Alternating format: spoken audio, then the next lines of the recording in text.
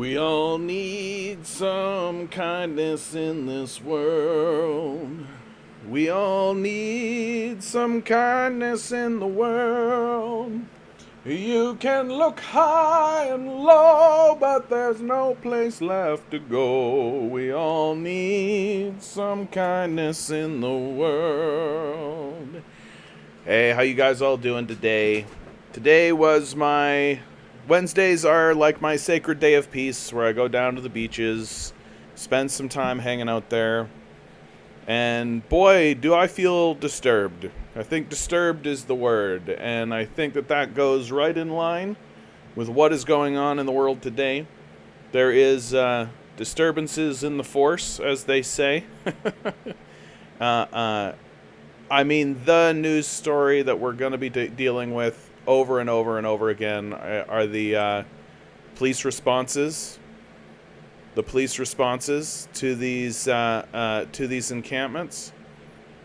The encampments have been popping up all over the United States. I think this is the map. This is the thing to pay attention to. This is the story of the day. Oh, I'm finding it existentially difficult to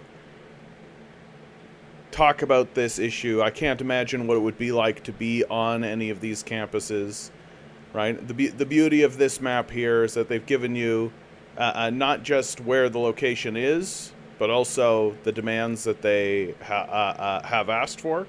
So there's lots of information on this website here. This is studentsforgaza.directory. I highly advise everybody go check it out. And if you are in a city where these protests are happening, I encourage you, please consider going down. Please consider sharing and spending some time at the protest. Ask the organizers what you can do to assist. I'm sure there's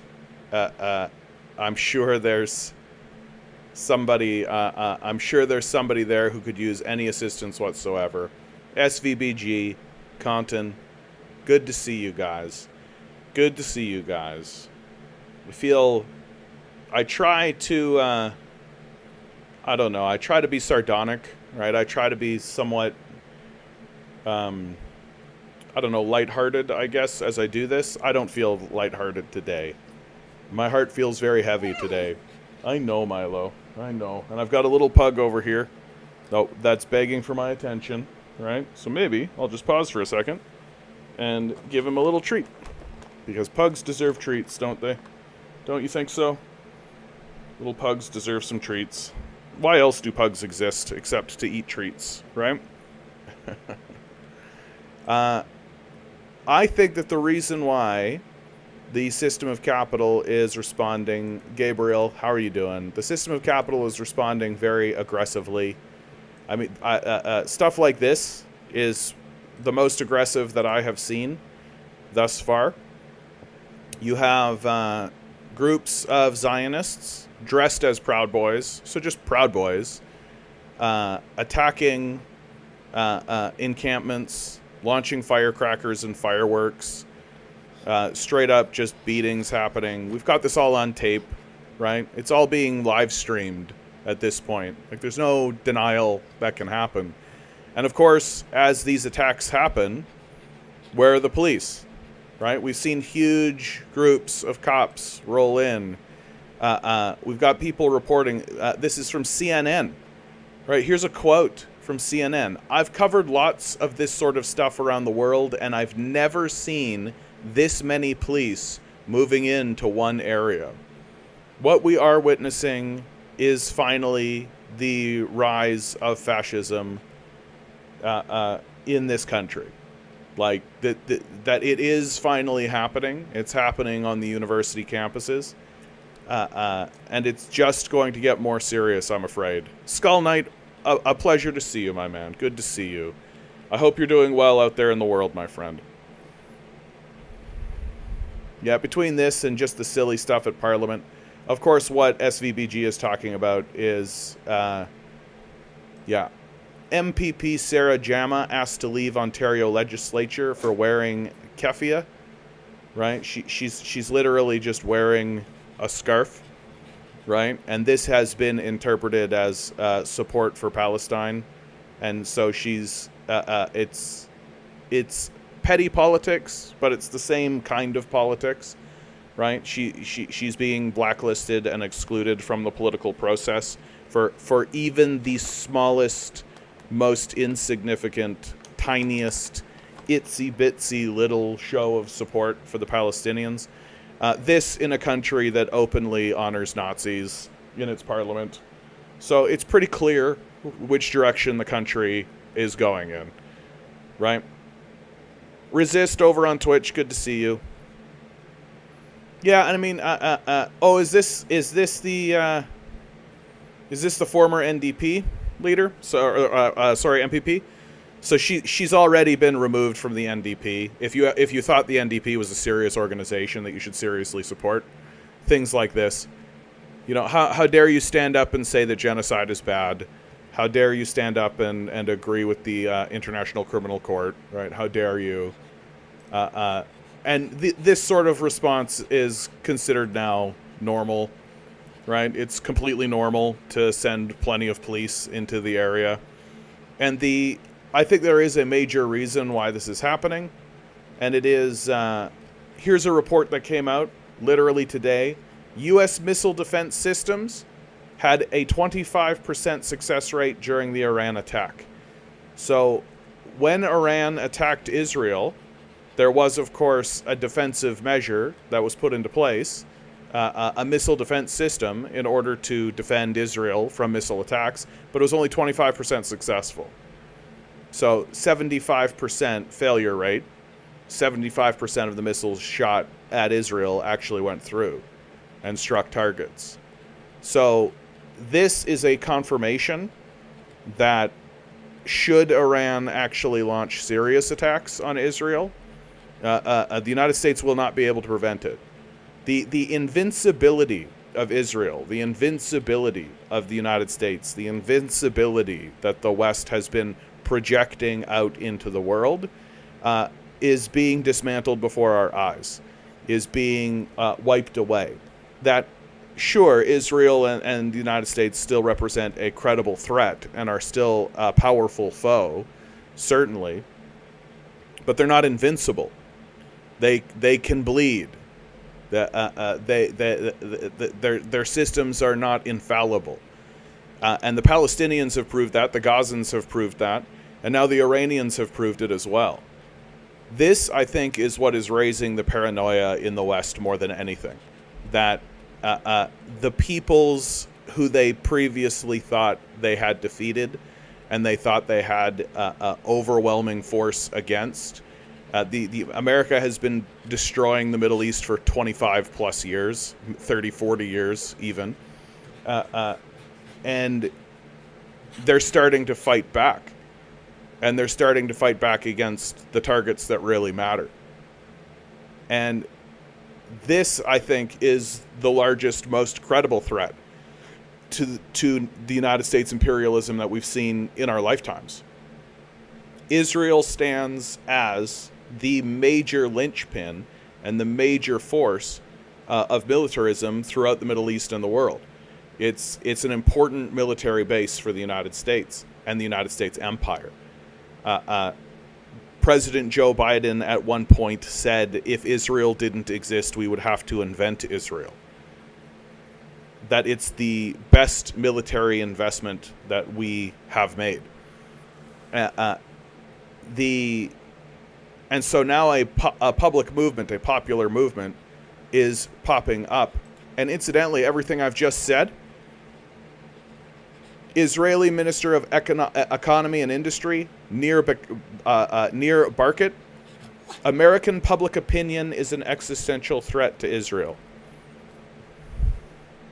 So the Israelis are saying it, the American leadership is saying it, and their actions are saying it.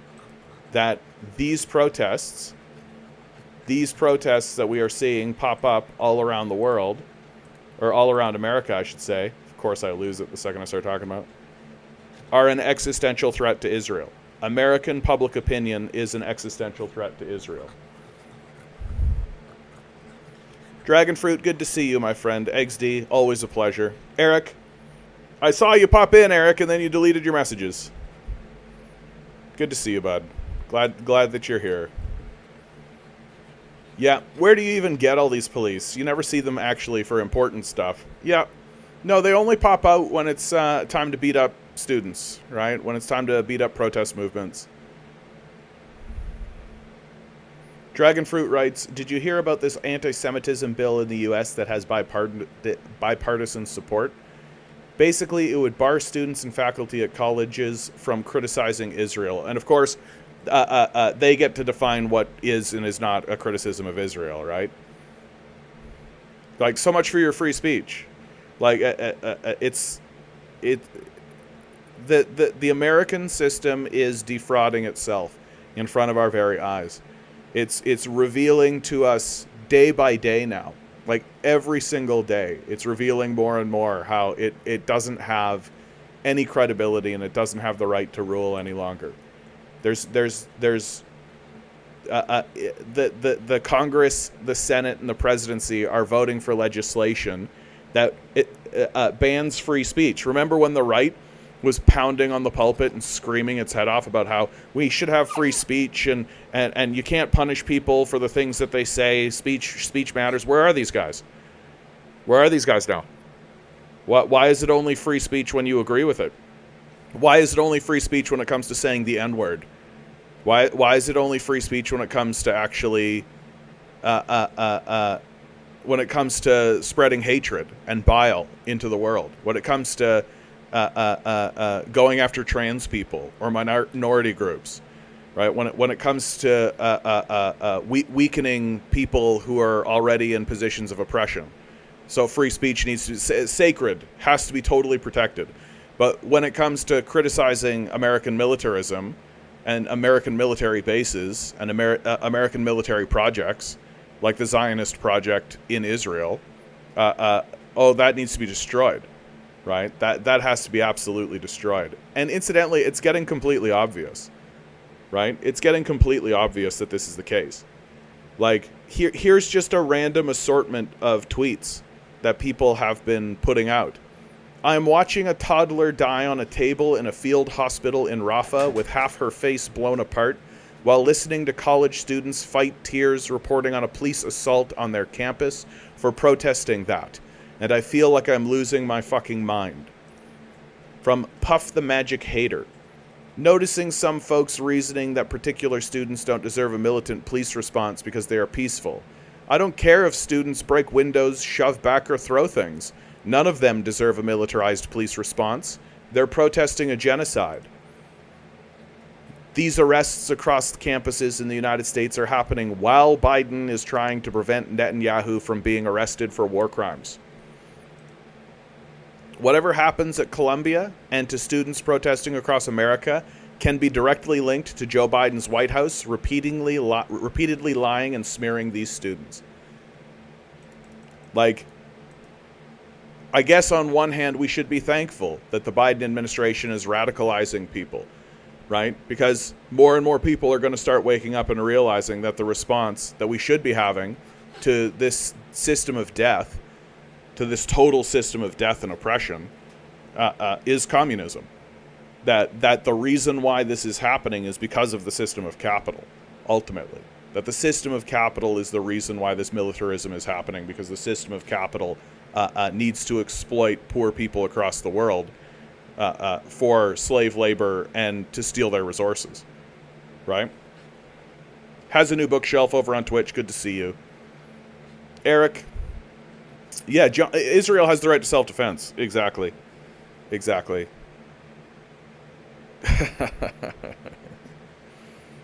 Yeah, and of course these protesters are being accused of being anti-Semites, of course. Like, the charge has no teeth anymore. Right? People see through it. It's as banal as it gets now. There's nothing to it, which I think is is really unfortunate, because there are anti-Semites in the conversation. And the anti-Semites in the conversation are Zionists, right? Nobody's more anti-Semitic than a Zionist, Zionists say things that like non-Zionist Jews are not real Jews, right? There's nothing more anti-Semitic than saying that kind of thing, right? If you don't agree with my particular form of Judaism or my particular iteration of it, then you're not a real Jew. Like, I can't think of anything more anti-Semitic to say than that. So it's that classic far-right grifting tactic, right? Accuse others for what you yourself are most guilty of. And you see it all the time, right? That get ahead of the accusation. Accuse others of what you're guilty of so that when they levy the charge to you, it looks like they're doing I know you are, but what am I? Right? So that it weakens your opposition. Like that's essentially what it is now. Because, like, these people are anti-Semites. Like, these people are Zionists are incredibly anti-Semitic. Like, their whole ideology is anti-Semitism. It's based completely on the belief that they are the supreme form of Judaism. That they are they're a supremacist ideology, and if you don't fall in line with it, then they have the right to purge you, and they have the right to destroy you, and they have the right to attack you, which incidentally they're doing, right? And we're watching them do. So, like, it's just getting to be plain. Yeah. Plain. It's just getting to be plain on everybody, for everybody to see, and they don't care, right? Like, we're entering that phase now where the ruling class is going to start governing with the mask off.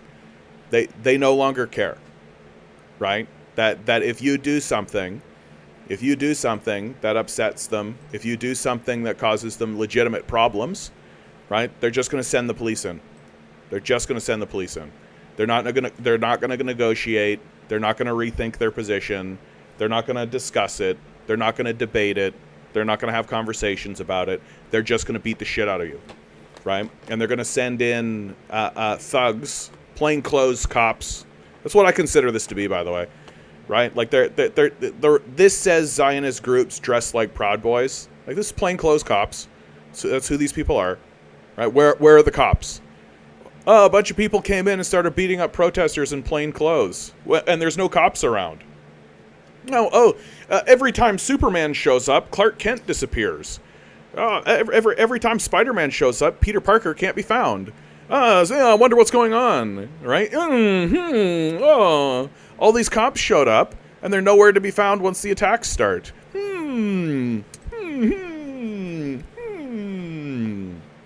Like, so cops are beating up people in plain clothes, pretty obviously. And like I don't have the receipts for that. I don't have like a report on that. I don't have like the NBC or anything coming out and being like, "Oh, report shows that the NYPD funded plainclothes cops to assault." Like, I don't have that, but it's so obvious. Like, you know, so sometimes you look at something and you're like, they put Jeffrey Epstein in a cell and then he just died. Must have been suicide. Oh, yeah, okay, bud. Sure. I definitely go along with that. I'm definitely going along with that. Nova Scotia, good to see you, my man. Nova Scotia, I've been seeing you on TikTok more and more. Good for you, bud. Keep pushing. Keep doing what you're doing, bud. Every time you're just getting better and better. So you keep doing what you're doing, my man. I believe in you. I believe in you. Try not to get banned off of it. They'll do it to you. Nova Scotia, and good evening to you. Mikhail, good to see you. Long Defiant, good to see you. The hierarchy always uses police. How else is a small group of people going to control a larger one? Yeah, exactly. Just want to say that there's a series on Disney Plus called X-Men 97. They've basically created a commentary on every school shooting in the U.S. back to atrocity.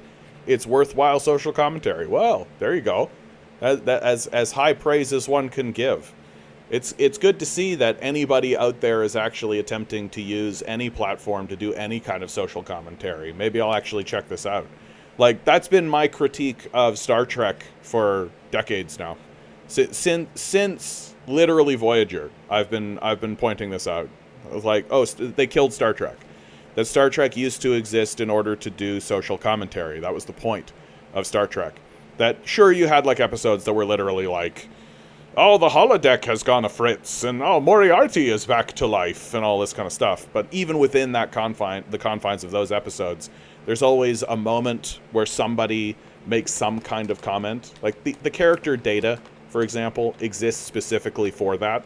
Specifically so that he can essentially act like a 5-year-old in situations and be like, I find it odd that humans act this way, and have like Jean-Luc Picard describe the reasons for human behavior, or have somebody explain human behavior to Data, right? That's his whole character, and that just all got distilled out of the show, and the show basically became like hot chicks in skin tight outfits, really. Like, and that always kind of existed in Star Trek. Like, there was always like hot chicks wearing skin tight outfits in Star Trek, because Star Trek is very pro-sex, creates a very pro-sex world, which I'm definitely in favor of. This anti-sex world that we live in is very like, I really get like grumpy about it. But the I said the word sex, and now I can't think of a thing. Classic. I guess that's why I got accused of being called an incel. Yeah.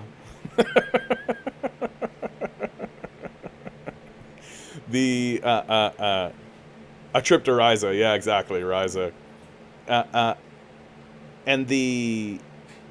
But like that's what the show became. Like, the show stopped being about social issues and creating social platforms and having social conversations, and it just became about pew pew, 7 of 9 in a skin tight outfit. And so, and it's so rare to see any show even attempt to make social commentary. You see it every so often. Like, I think it was it The Walking Dead, or there was a show where like literally there was a communist group that like was in the show. Like, they walked in, it's like post-apocalyptic. It was Last of Us. That's what it was. They walked into this place, and the people there were like, yeah, we're communists. We live in a commune. This is a commune. We are communists. And it was like this big deal. But they didn't actually say anything about it. They just literally like, we exist. And that was it. That was the whole point. So, yeah, Nova Scotia got banned. Of course, dude. But I might check out X-Men 97. You're not the only person that's been saying it. So this is my new thing when it comes to modern media. I don't watch it because I don't get invested in... I expect them to betray us. That's my expectation now. I don't think that there are good storytellers in media anymore. So my expectation is if they start telling good stories, it's only to turn around and betray us, and to betray major characters, and they think they're being clever and saying we're thwarting your expectation. It's like, no, you're just betraying us. Like, Game of Thrones is a betrayal. The Star Wars trilogy was a betrayal. Like, pretty nakedly, like, and openly. And so I sort of assume that's the reason why I haven't watched the Dune movies, because I assumed that they were going to betray everybody. Apparently they haven't, so I might actually pick that one up. So it's so to see X-Men 97 is actually doing this, where they're like, yeah, like, maybe we should actually talk about like school shootings, right? I haven't seen any show anywhere that's actually talked about that. Like, where is it? And so maybe here it is finally. Serious Gaza vibes throughout X-Men 97. I'd be so surprised. Honestly, the big reason I'd be surprised by that is because it is Disney. Right, that Disney is essentially an extension of the Imperialist system, and so I'd be very, very surprised to see Disney actually start telling stories. You know, like I gave up on Disney 10 years ago. Like, I don't know why suddenly Disney would start actually doing stories and start telling stories. It just seems outside their wheelhouse now. Like, they've been disinterested in it for a decade. Why now? Why all of a sudden now? So I'm very skeptical, I have to say. Like, maybe they're trying to rebuild their credibility as storytellers. Maybe they're trying to actually re-engage sections of the populace that have obviously seen them as frauds. But I don't know. I'm very cynical when it comes to Disney, and I'm very skeptical. So my assumption is that they're only doing that to build up credibility to undercut and betray us later. Like to be like, oh yes, honesty, and we have to be honest about what's going on and create a platform here, all that kind of stuff, in order to convince people that Hitler was actually okay, or something. Like that's a dumb thing. But Nova Scotia writes, I just got a perfume ad. Well, that's something I can get behind. Here we go. Come to the Canadian Commie, guys. Learn the fragrance essence of the future of mankind. Here at the Canadian Commie, we believe the future is aroma, passion, seduction. Huh? How do you like it? They should hire me as the voice guy. They should straight up. They should say to me, "Hey John, do you want to pitch this shit on your channel?" I'd do a great job. I must need a shower. Yeah, fair enough. Yeah, everybody's saying that the Fallout show is good. Yeah, everybody's saying the Fallout show is good. Again, I'm going to wait for the season to end, because my assumption is that they're going to betray everybody. So, I don't see, like, it's just been too consistent. That's all. It's just been too consistent. Like, it's the consistency of the betrayal. And I don't think betrayal is too heavy-handed a word to use. I think it's their goal. I think their objective is to betray people. It's just too consistent. Monsieur, good to see you, mate. Kennedy Care, good to see you guys. Yes, I think Kirk mated with a lot of aliens, whether they liked it or not. I mean, the Star Trek had the first interracial kiss, and sure, that interracial kiss happened under duress, but I think that was an important cultural moment. And, like, Kirk was doing it with everybody, man. Like, Kirk didn't give a fuck. He was an open-minded fellow, right? Everybody's like, oh, you think it's bad to have sex with a black woman? Wait until you have sex with a green woman. What about that? What do you think now? Yeah, TikTok needs the communist streamers. TikTok bans communists. Like, it's just as straightforward as it gets. Like, TikTok bans communists. And there are some that are being successful. Like, Midwestern Marx is successful because he's strictly educational. Like, the stuff he puts forward is non-controversial. He's creating, like, he's challenging historical narratives, and he's doing it with historical information. And so I think that TikTok looks at that and goes, okay, like, we can't just ban that. We can't just ban a guy who's actually pointing out that, like, hey, the history, like, I'm setting the record straight here. Here's the actual history. So we got to let that fly. And then there's another one called Rathbone. He seems to be existing because when he started, he was a bit harder. He was trying to present, like, a picture of what was actually going on. But now he's moved into satire and parody. And I think he's moved into satire and parody and comedy specifically to defend himself from being banned. Like, you can't ban a parody account. Like, we're just joking here, right? It's just jokes. It's just comedy, right? Right? But if you actually were to attempt to be like an actual communist, right, and actually organize like an actual revolution, they're going to ban you. It's going to happen fast, right? Have I heard how TikTok is being banned in the United States? Yeah. We'll see. I'm pretty skeptical that it's actually going to happen because I think that there's, like, pretty significant reprisal that can happen. Like, the United States has involved itself in, like, international trade treaties and shit, specifically to avoid this very thing. So I'd be very surprised to see it actually, because, like, what do I keep saying? The Congress and the Senate and the White House isn't where the actual power is. Corporations have the actual power. So if the corporate power structure decides that TikTok stays, then it will. Like, and I'd be very, like, if I was something like Facebook, like, there's this argument to be said that, like, Facebook wants it because then traffic will go to Facebook. But I'd be very concerned if I was like Facebook or YouTube or any of these other platforms. Like, you just watched one of your competitors get banned. What's to prevent them to doing that to you? Like, what's to prevent them to just turn on you?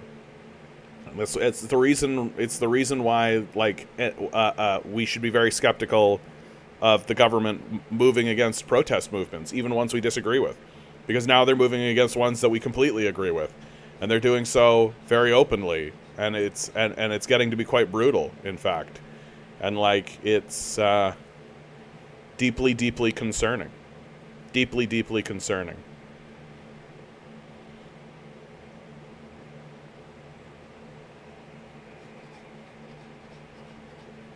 Yeah, mundane and less imaginative media and news has become more pedestrian and unquestioning. Yeah. Like, funnily enough, across Europe, like whenever I tune into UK news, they look like they're being a lot more honest about it, because I think that they're actually deeply concerned. Like, the UK got carpet bombed by the Nazis, right? Like, they you want to talk about, like, who was victimized by Nazis, you're looking at Britain. Like, you're... Like, the speeches that Churchill gave were serious and real. London was bombed, right? So I think that they're deeply, deeply concerned about this rising far-right sentiment that's actually happening. And whenever I tune into their news, like, one of the things that I have to say is kind of refreshing to see is they'll have a panel discussion. And here in Canada and the United States, if you have a panel discussion, it's... a far-right Nazi, a far-right conservative, a liberal, and that's considered a panel discussion that's worth having, right? Well, in the UK, they have that, and then they'll have, like, the progressive leftist, and then they'll have a communist. So it actually turns into a real panel discussion that's actually worth having. It's but that's in this, like, very small media circle, this very small kind of place. Everywhere else, it's just, we have to control this narrative. We got to make sure that nobody's talking about this. We got to make sure that Anderson Cooper has to come in and break in and start reporting what the Central Intelligence Agency wants him to report. Don't listen to the people who are actually on the ground. Don't actually talk about that, right? This needs to be managed. This is managed democracy now, right? Just like Helldivers, right? Which is not a satire. It's an actual documentary now, right? Like, managed democracy. That's our future. And, like, the result of this, here in Toronto, pro-Israel film producer Jonathan Pottins admits involvement in an armed anti-Palestinian group at a meeting of the Toronto Police Service Board. Quote, "Everyone I know is getting armed, and that should scare everyone." Like, they're arming themselves. What do you think they're arming themselves for? Like, what do you think they're arming themselves to do? How do you think it's going to go? What do you think it's going to look like? And what, you think the police are going to fight them? You think the police are going to stand on the side of the Palestinian protesters? You think the police are going to fight back on behalf of the students and the student groups, that these guys are arming themselves in order to do what, do you think? Right? Do what, do you think? So we're heading into fairly massive civil unrest. And it's highly likely that all of this is going to spill into the streets of these cities. It's highly, highly likely. Like, these sorts of things, you don't get this kind of thing happening and then it just ends. Like, that's not how this works. And so it's deeply unfortunate to say, but it seems to me like America is only going to get more dangerous. Seems to me like these places are only going to get more dangerous, and it's going to only become more difficult for people to act in all of this. Yeah, happy Mayday to all. Of course, happy Mayday. Do I have I have it, I think. Hold on. Oh, goodness. Somebody put it in the Discord. Yeah, happy Mayday. Happy Mayday. Yeah, I'm in a grumpy mood. What can I say? I'm definitely a grumpus right now. I'm definitely sitting here being like, grumble, grumble, grumble, grumble. Like, it's it feels like there's a major negative energy just in the air. And it feels like I don't know what to do. You know? I don't know what to do. I'm here trying to raise awareness or give voice or do whatever small amount that I can do in order to influence anything. I'm trying to get involved in my local political movement. I'm trying to support wherever I can, but it just seems like the more energy that we all put out there, the larger the system of capital is willing to respond. And where does that end? And I have to believe that that we win in the end. I have to believe that we win, that the arc of the universe bends towards justice and truth. And I have to believe that there are no small actions. It just seems so, like, do we have to do it again?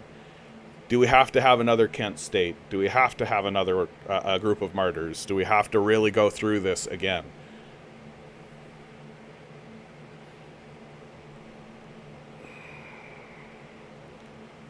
To the Nazi that's in my chat, you lose in the end, right? Hitler shot himself in a bunker. People like you lose in the end.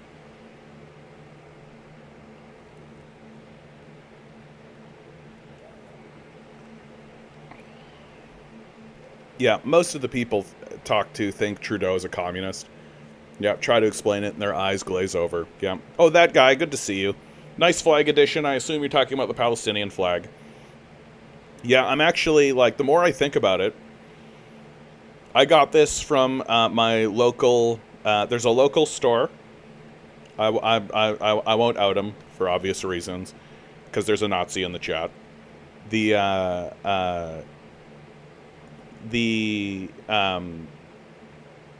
When it started, when the crisis started, I initially thought that he would sell Palestinian stuff, but he didn't initially.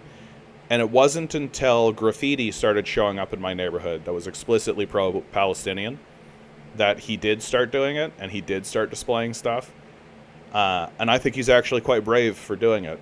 Like, I think about his position and the position he holds in the community and his store and all of this, and I'm just like, wow, you know, like, I feel like he really is opening himself up to be a real lightning rod and to really attract the type of attention that you don't want to attract. And so I'm quite grateful that he exists. I'm quite grateful for what he is and what he represents in my community. That he's obviously catering to a Muslim or Middle Eastern kind of group, but I get the sense from him that, like, he sells Bibles. Like, I get the sense from him that he's just there as an ambassador of peace in a place of deep turmoil. And so I'm quite grateful. I'm quite grateful that there's a community near me that has clearly taken a strong pro-Palestinian position. And I think you really have to say that it's the kids that did it, right? That if it was just the adults, I think everybody would be, like, kind of shuffled, kind of looking at each other's side eyes, kind of shuffling, not sure where to go, what to think, not sure who to connect to, not sure what to say to broach the subject. Meanwhile, there's just, like, little kids with cans of spray paint being like, "Free Palestine," like, on the side of buildings and shit, like poles that just say "Free Gaza," just. When it's so clear that kids were just walking around tagging everything. And I think that's what broke it for everybody. I think everybody's looking around. And that graffiti still stands. Nobody's come by and, like, cleaned it up, retagged it, done any of that kind of stuff. And so I think it really that seems to have broken through. So I guess that's a long form way of me saying God bless the graffitiists. God bless the people going around doing graffiti. That guy says, I wear a keffiyeh everywhere now. I own 5 now. It's a bit of a problem. Do you get pushback, that guy? Does it actually happen? Like, do you have people approach you? Are you having conversations? Because, like, It just seems to me like fascists and Nazis, such as the Nazi that was on my chat, are so weak. They're just so weak that they can't even bear to look at a piece of cloth. Like, that's how weak they are, that they can be bowled over by a piece of cloth, right? And I think that's what gives me hope. Like, that's what gives me hope about the future and the future of people in the West. Not the Western systems, obviously. The Western systems are fraudulent and are obviously going to fail.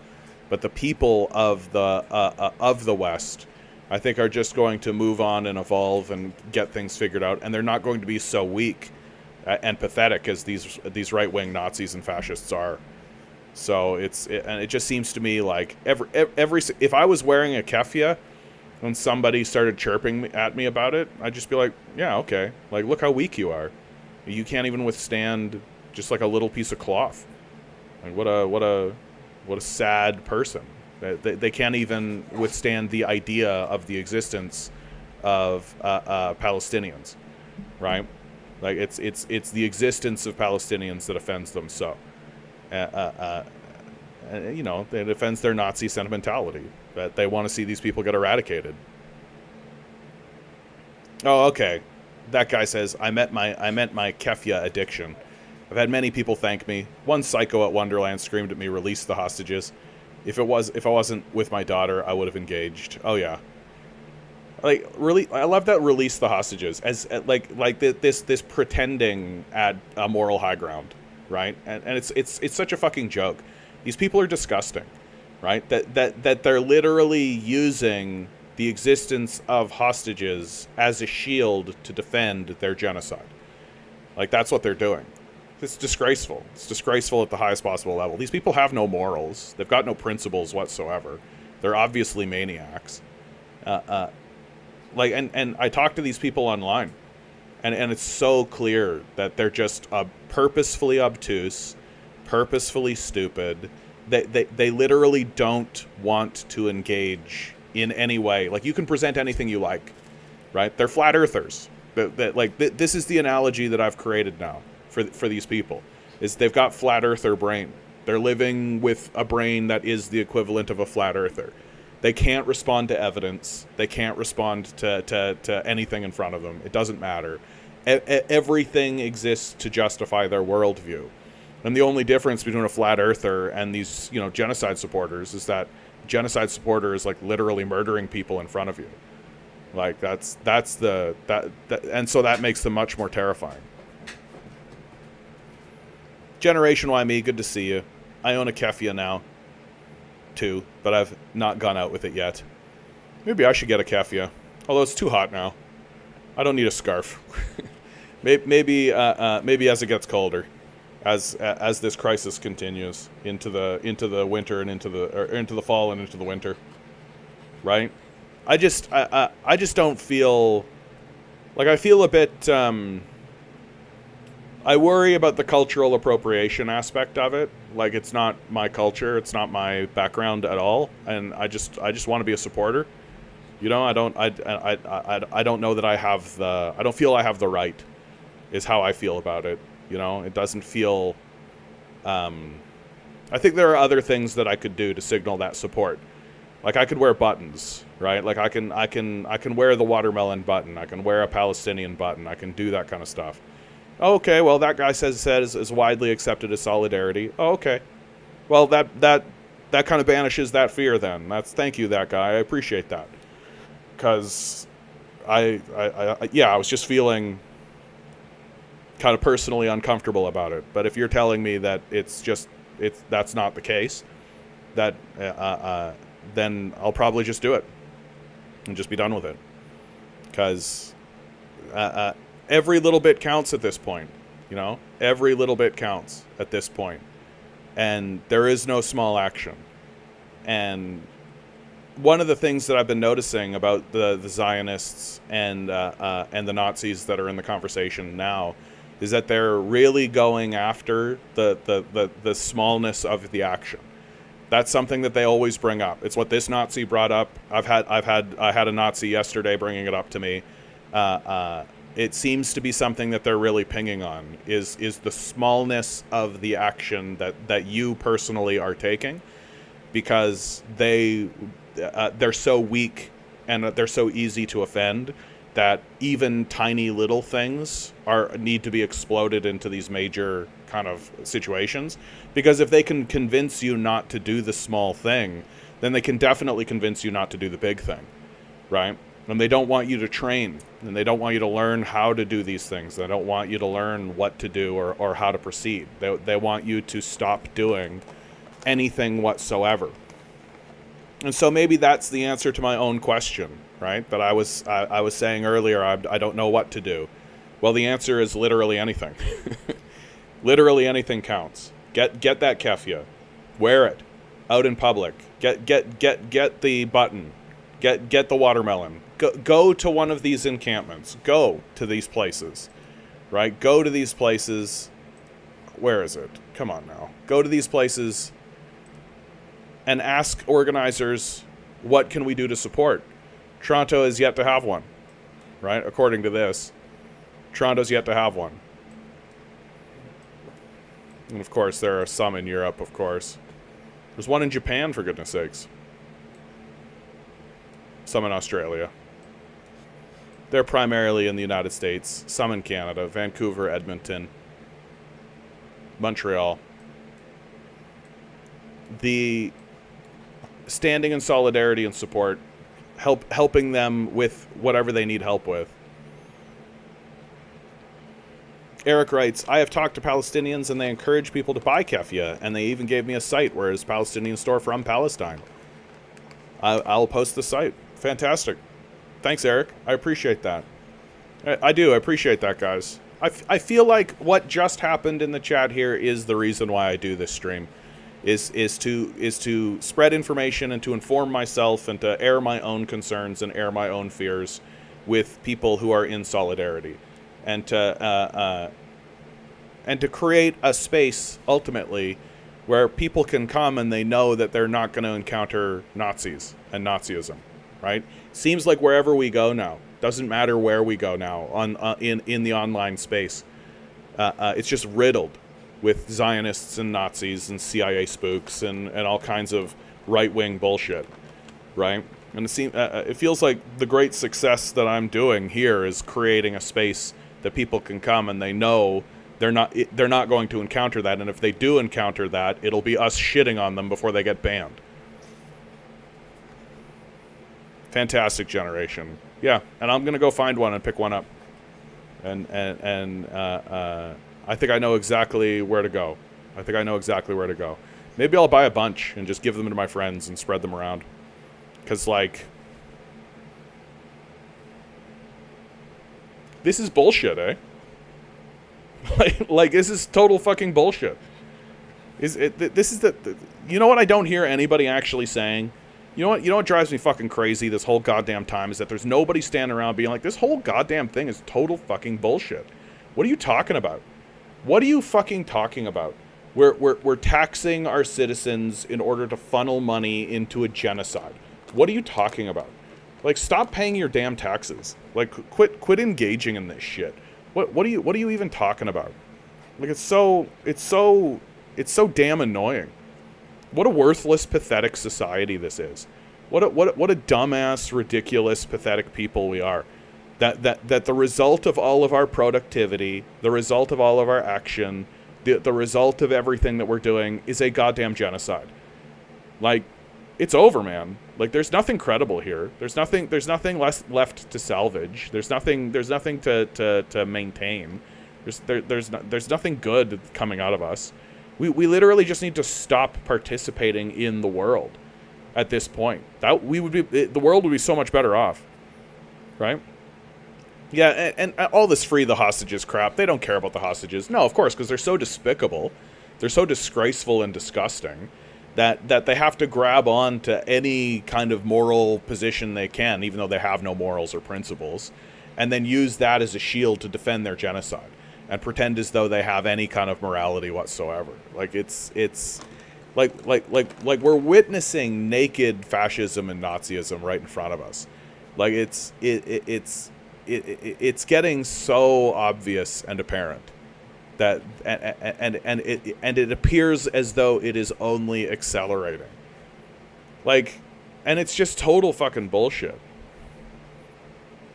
Yeah, no Nazis in the chat, okay? I don't know why I'm attracting a lot of Nazis today, but no Nazis in the chat, okay?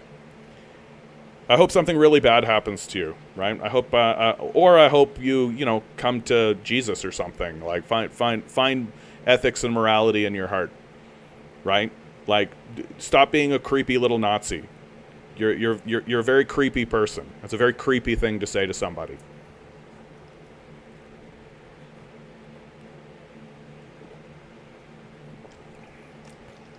I don't know when Nazism became in vogue, but it definitely is. Yeah. Like, no, I mean it's the pretending at victimization. Hold on, there was something in the Discord that really hit me in this conversation. Was it? No, it was in the memes. It was yeah. Permanent victim. Gaslight and play victim. Ability. Gaslight and play victim. Brings up the Holocaust every 3 seconds. Pretends to be in danger despite living comfortably. Chronically online and sharing propaganda. Constantly justifies the occupation of Palestine. Constantly justifies ethnic cleansing of Palestinians. Needs Palestinians dead to feel safe. Secretly obsessed with Hamas. Fakes anti-Semitic hate crimes for sympathy. Allergic to history, science, and morality. Yep. Dude, I so hope. I do. I hope that the International Criminal Court actually issues the arrest warrant for Netanyahu. That'd be incredible. It'd be absolutely incredible if they did that.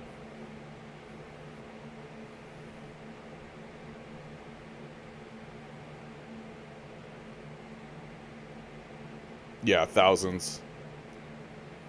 Yep, seems you can't message in chat without being censored, yeah. Hamas. Yeah, exactly. Yeah. Been censored a couple of times. Yep. I mean, to be fair, and balanced, TM, like, there's a lot of Nazis right now, right? Like the Nazis are feeling extremely empowered right now, right? Like, now is the moment when finally the mask is coming off. Now is the moment when all of these people who have been calling for police response and calling for violence against the protesters are going to be really at their most motivated and encouraged, right? They want to see the ethnic cleansing that they're committing against the Palestinians happen to these kids on campuses. That's what they want, right? Like, it's so nakedly obvious that that's the case.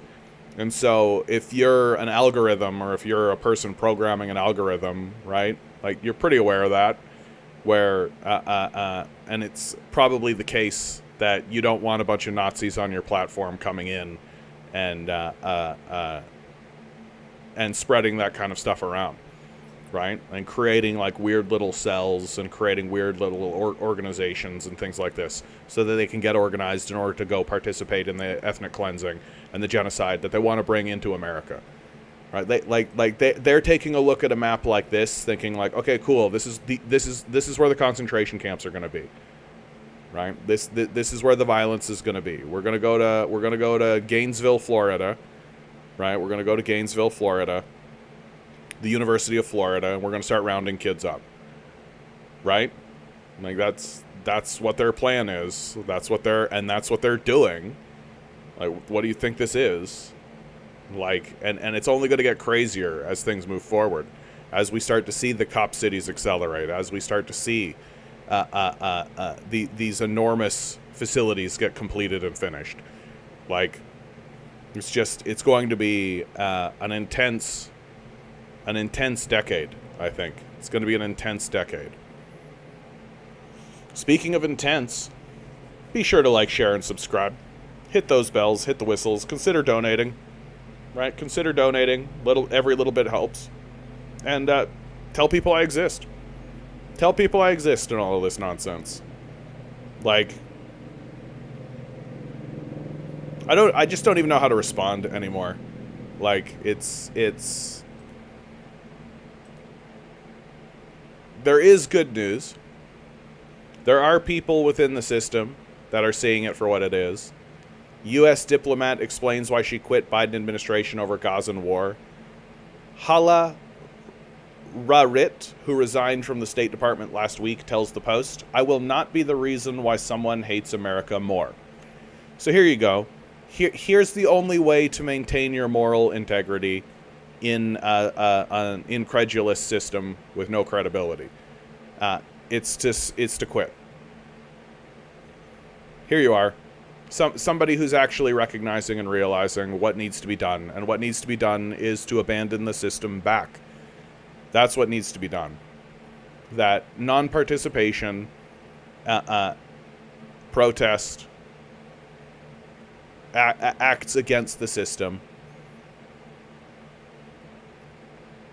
Hala Rarit was a veteran U.S. diplomat who had always operated in the corridors of power, not the limelight, when she opted for a change 2 years ago to become one of the faces of U.S. diplomacy for Arab media. "I thought it would be quite thrilling," Rarit explained in one of her first interviews after resigning last week from her 18-year career at the State Department because she said she could not defend the Biden administration Gaza policy. "I did not anticipate this ending at all." It's a short little one. Like, anybody in the Biden administration, anybody in the Congress, anybody in the Senate, like these people have no credibility, and yet they're the people who are at the helm of all of this and are actually like, who do you think is ordering this shit?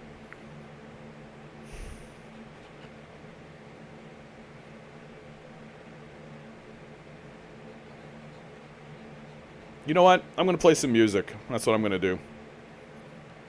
I'm going to play some music. I'm sitting here just kind of speechless, honestly. I'm going to play some music. Hold on. Let me get my guitar.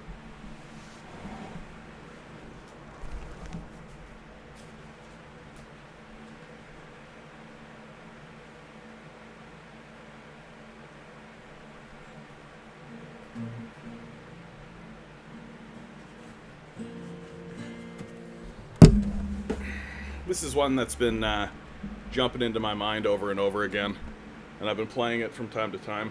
It's not one I wrote, but it's definitely something that I've been thinking about a lot. I actually ran into this song when I was working at a toy store. And I would be walking around my toy store, and I always thought that this song carried a lot of power on it, even though it's so simple.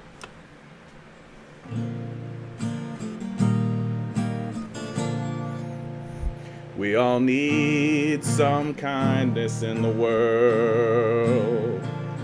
We all need some kindness in the world. You can look high and low, but there's no place left to go. I'm screwing this up. I'm gonna bring up the chords. Sorry, guys. We all need some. I know this stream has definitely gone off the rails. In the world. Chords. But it's just like, you know, I just want to do something nice.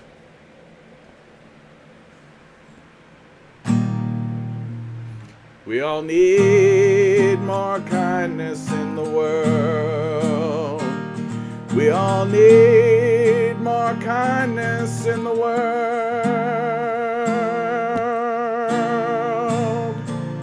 You can look high and low, but there's no place left to go. We all need more kindness in the world. We all need more singing in the world. We all need more singing in the world.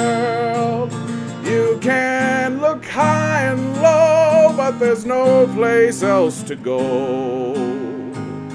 We all need more singing in the world. We all need more laughter in the world.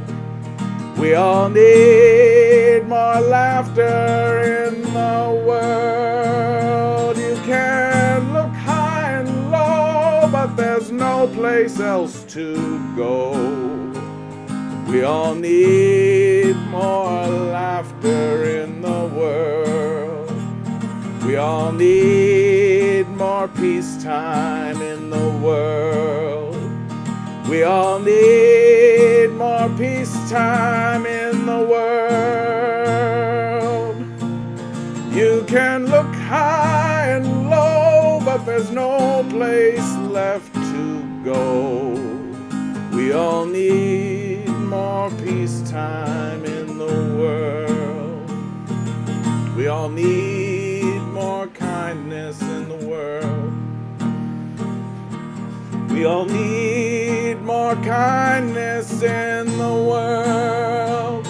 You can look high and low, but there's no place left to go. We all need more kindness in the world.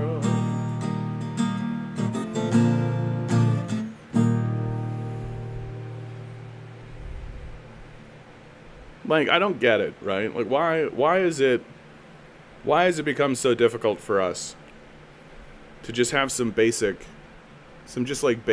human kindness and decency and dignity? Like, why has it become so difficult for us? Why is it so difficult for us to take a look at somebody else and even contemplate and consider for even one moment their perspective and what their life must be like? Why is it so difficult for us to put ourselves in somebody else's shoes? I don't understand it. Like, it just feels like the humanities have been distilled out of this society, and it seems like it's been done on purpose. It feels like it's been done on purpose.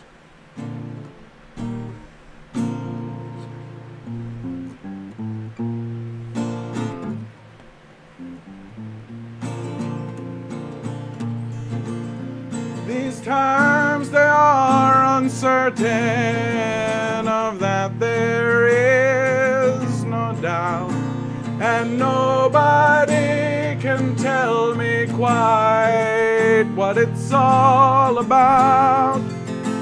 The heartbreak and the loneliness, the chaos and the fear will make even the strongest cry, I wish my ma was here. A young man on a battlefield fights for a rich man's gold. The bullet cracks into his spine, he knows he won't grow old. And as the tears come streaming down, at once his mind goes clear. The war was fought for nothing, he cries, I wish my ma was here. A lively story well in hand, a joke to soothe your soul. When it came to arguing, she'd forgive and let it go.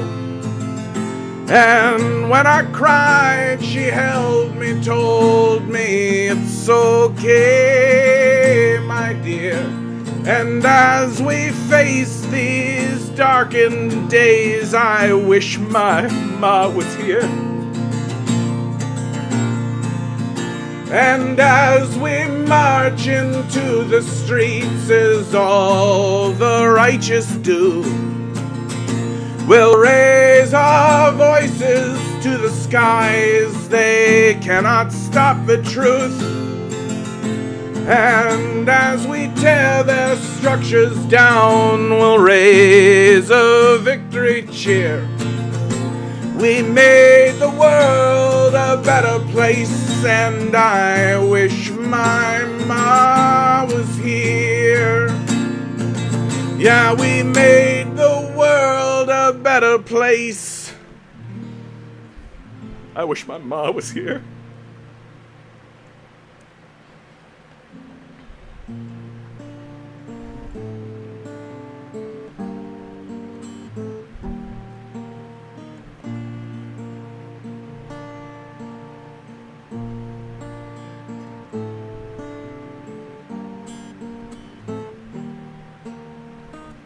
I was just a little boy when my mom and dad divorced. Through my tantrums, cried my tears, I'd keep their vows by force. Then, now that I'm an older man, I see it had to be this way. My love for them, it keeps on growing each and every day. Time passed me by so swiftly, I could have been a better man. And every day I'm trying to do the best things that I can. And though they're not the people I expected they would be, well, I love them all the same. And I just want them to be free.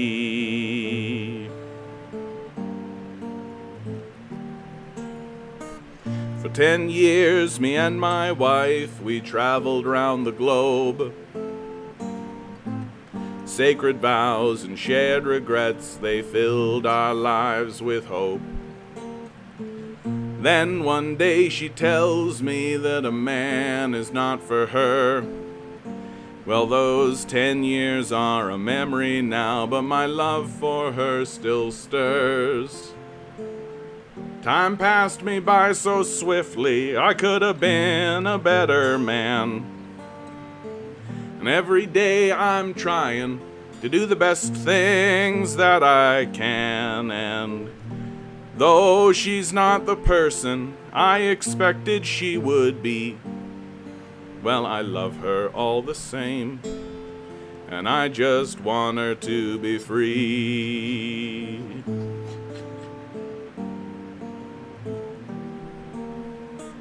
My love had a little girl, a scrappy tomboy type. I watched her blossom like a flower, but she felt not quite right. Then one day she tells me she's a young man, not a girl. Well, I picked her up and held her close, then sent my son into the world. And time passed me by so swiftly, I could have been a better man. And every day I'm trying to do the best things that I can. And though he's not the person I expected he would be, I love him all the same, and I just want him to be free. And though they're not the people I expected they would be, I love them all the same. I just want them to be free.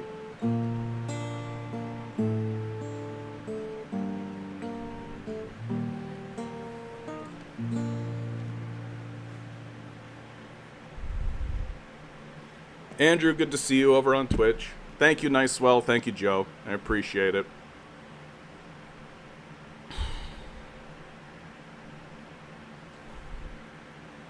You know what I think it is? What I really think it is? I think hate is easier. That's really what I think it is. I think it's easier to hate. It's simpler to hate. Thank you, Generation. I appreciate that. I think it's easier. And the more powerful you get and the more wealth you accrue, the easier it is to just default to trying to swipe people away. The easier it is to fall back on, well, we're powerful, we can do what we like.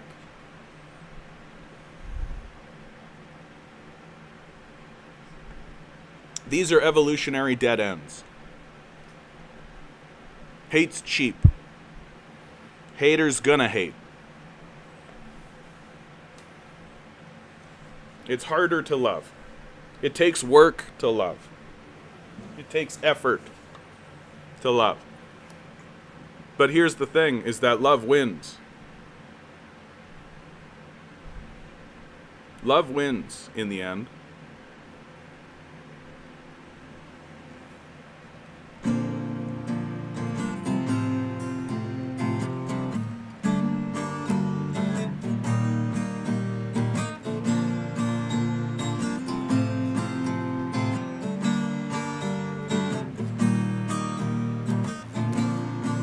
Got asked a question by my niece who's 5 years old.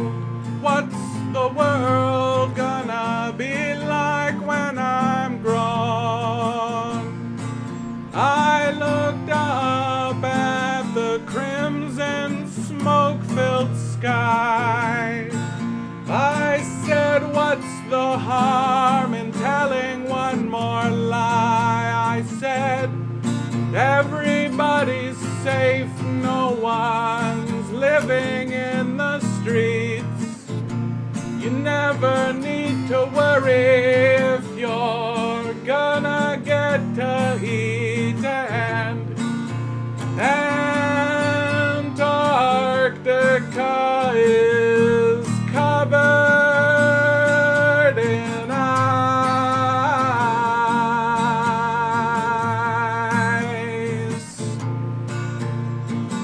The burning sun won't leave a paper trail. Why work so hard if it's too big to fail? And what's the point in feeding this machine if it won't make the world in our dreams where everybody's safe, no one's living in the streets? You never need to worry if you're gonna get to eat. And Antarctica is covered in ice.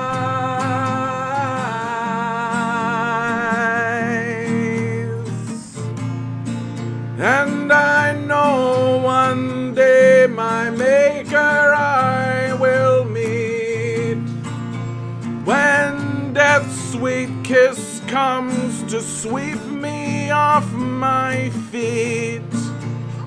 I hope by then we've learned a little more. I'd like this place to be better than before, so everybody's safe, no one's sleeping in the streets. You never need to worry if you're gonna get to eat. And Antarctica is covered in ice.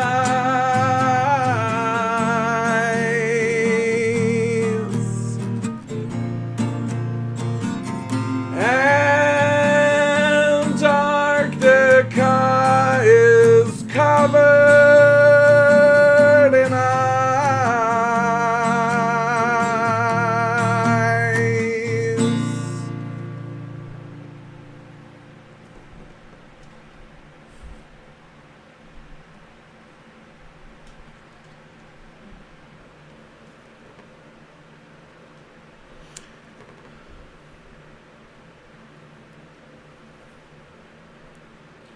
You know, I will always believe that we can do it.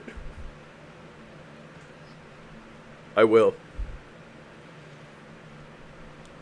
Even as the ice melts and the water comes up.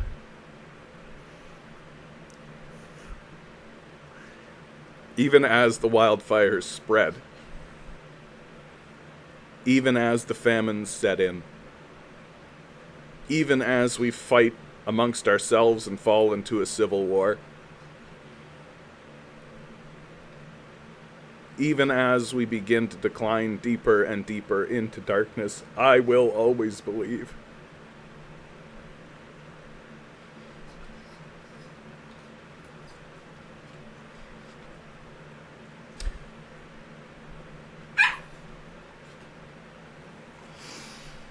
This place was a garden before we got here. It was a garden before we got here. It was made to be a garden. It was supposed to be a garden. That the universe took its time and it made a garden and it made it for us. And that we grew up in that garden.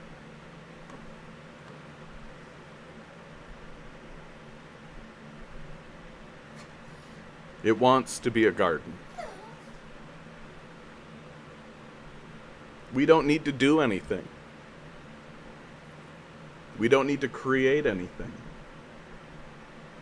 We don't need to invent anything. The earth is more than capable of healing itself. Thank you very much. We've seen it do it before.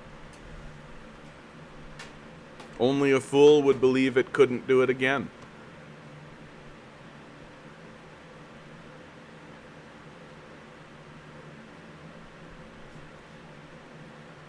That what we are witnessing is humanity coming to terms with the fact that it's gotten powerful enough to move the needle at all, but not wise enough to recognize who the true authority is, who the real authority of this place is, and it's not us.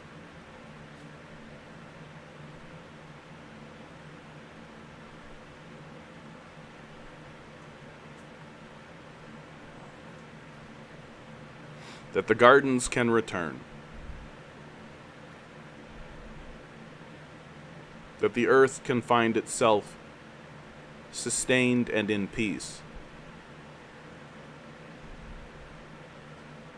And if we would like to participate in that, all we have to do is stop.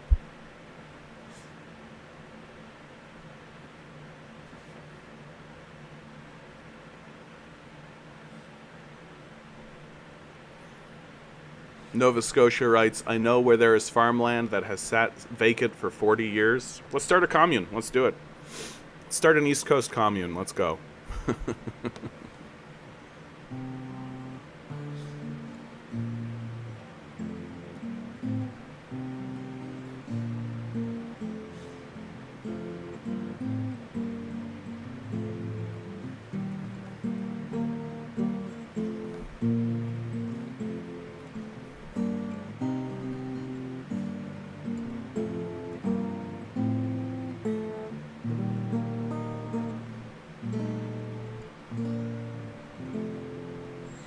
Oh, yeah. Yeah, of course, right? There's always just some rich capitalist sitting on a piece of land, waiting for it to just increase in value. That's all. It's just an investment property for him, right? Like, isn't that the greatest? Isn't that the best? Like, I wonder what's going on in our society, why everything's in decay and collapsing. Because we've designed it to. Like, because we've created a system that's designed to collapse and designed to fail. We've made it that way, right? It's just so like, and it just self-reinforces. That's just what's wild about all this. Like, I don't understand the mindset of the police and the military at this point. Like, what is it that they're protecting? Like, what is it that they're protecting? Like, what do they think they're protecting?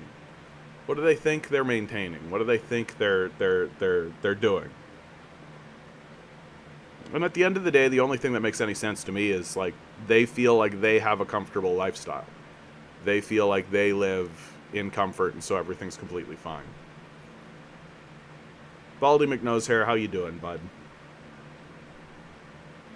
How you doing, bud?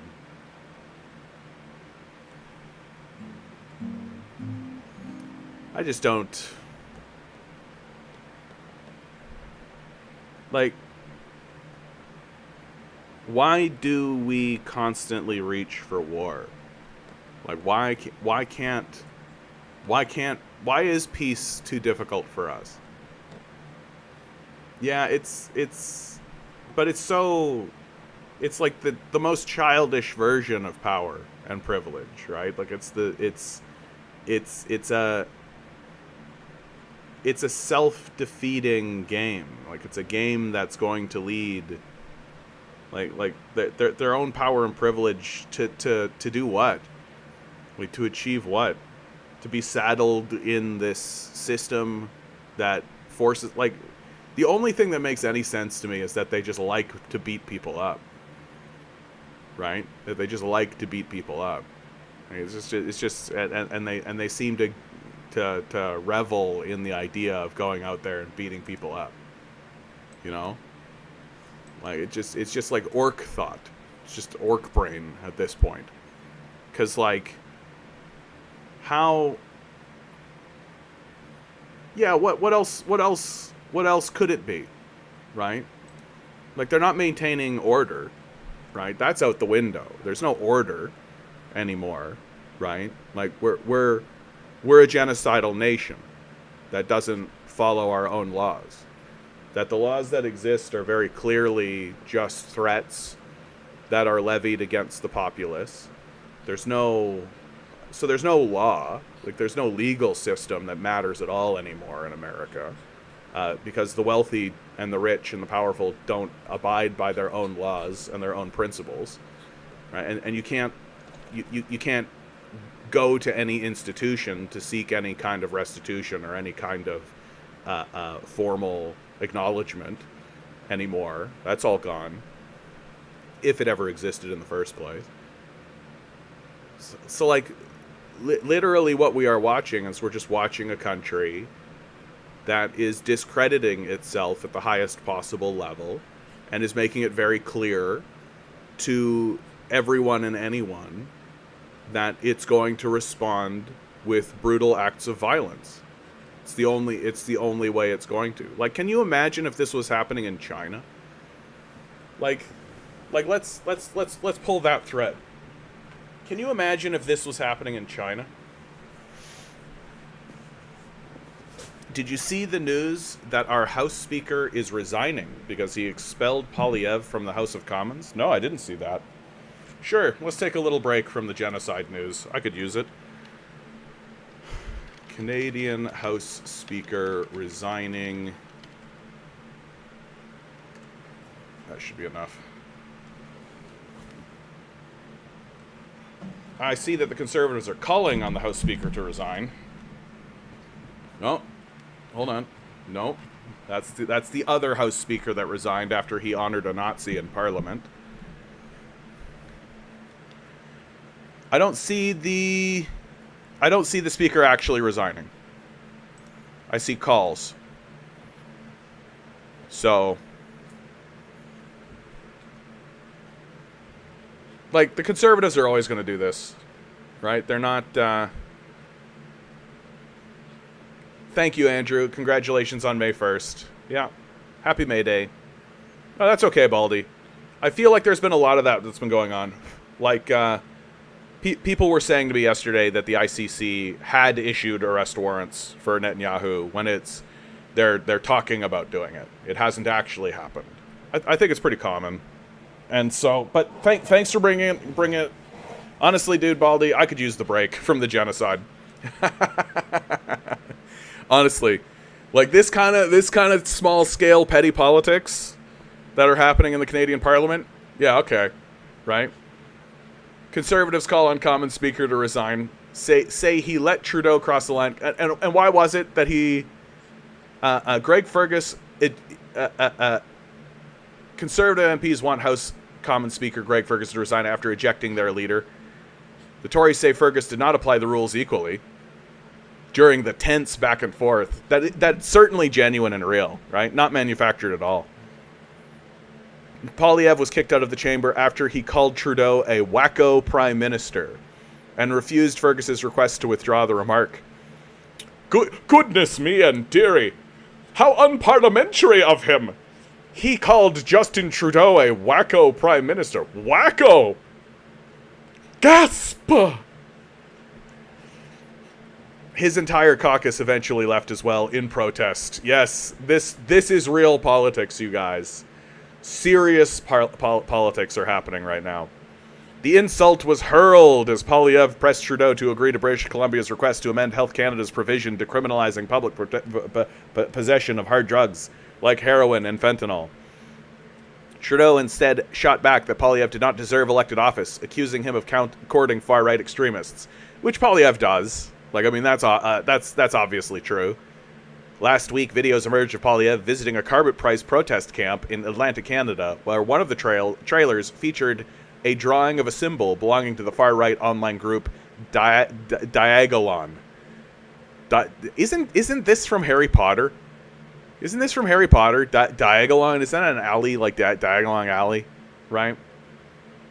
No, it's all performative, right? Like, it's all performative. Like, the real scandal is that Pierre Polyev is standing up to and trying to recriminalize public possession of drugs, right? Like he wants to make it so that drug users, right, people who are caught in the cycle of drug use and drug abuse are the ones that are going to be punished for it because they're easy to find, right? You can always find them in wherever poverty exists, right? And forget about the people who are manufacturing it. Forget about the people who are flooding the streets with it. Like, forget about the CIA projects that are involved in creating as much fentanyl as possible and putting it into our streets, right? Forget about anything like that. That would be serious, right? That would actually be something serious that should be seriously done. And of course, to do that means standing up against who? Guess who? The capitalists, as always, right? No. So, much easier to criminalize the victims, right? Much easier to say, oh, here's a person on the streets on fentanyl. Let's take him and put him in a prison cell. That'll solve the problem, right? That's the reason that's how we solve this, right? We can't go after daddy. Yeah, exactly. No, it's like and the fact that we're all hyper focusing on like, ooh, he called Justin Trudeau a wacko. Like, it's performative decency, right? That all of the lines that exist in our political discourse exist around calling people bad names. That's all. Good evening, John. DM, good to see you. Breaking news. Jugmeat reluctantly supports Trudeau's budget so he can have his cushy pension next year. Surprise, surprise. Yeah. We've always known that's what Jugmeat is in for, right? Like, Jugmeat's not a very serious politician, frankly. Like, I feel like he managed to get the position that he got because he was able to galvanize a niche minority group during a period of time when the Trudeau administration had chased a lot of minority groups out of their caucuses. Like, the blackface scandal had an impact, right? The blackface scandal was actually, like, a real thing that definitely had people going like, no, we're not supporting that. And Jugmeat, I think, like, it's very adept, I think, what he's done from just a personal petty politics position, right? He's positioned himself to be the leader of a formerly socialist, formerly left-leaning party, and by moving the party to the right, managed to scoop up a lot of those minority liberals that were being chased or fleeing from the party. And in so doing, essentially concreted his own legacy as the leader of the NDP in order to do exactly what you said, right? He's going to get that pension. He's going to be a career politician. And I've heard an argument that says of Jugmeat that once he does secure that, once that is something, then he can afford to be a little bit more radical. He can afford to do that. But the truth is that I've never really seen anything from that guy that convinces me he's serious, right? Like, I've never really seen anything from him that convinces me that he's, like, not just putting on a performance. You know, like if Jagmeet Singh actually took power, I think it would be pretty much identical to the Liberals. Oh!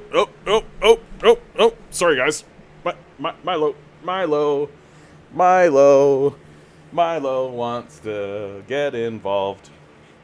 Milo wants to get involved. Milo's like, I'm just gonna come up and sit on your lap. I'm just gonna come up and sit on your lap. I'm tired of being ignored. I'm tired of being ignored. I'm just gonna come up and sit on your lap. I know, buddy. I know. You can tell that things are weird. You can tell that things are weird and tumultuous. You can tell that things are strange. You can tell. And all you want to do is give love. That's it. All you want to do is come over and sit on my lap and give me some love. And I love you too, buddy. I know. I'm being very, very floofy and weird and strange. Yeah, I love you too, my man. Yes, you're a good boy. Yes, you're a good boy.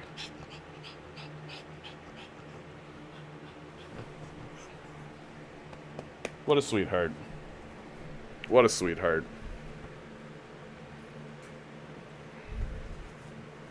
Do you think the Conservative Party is going to win majority? I think they will.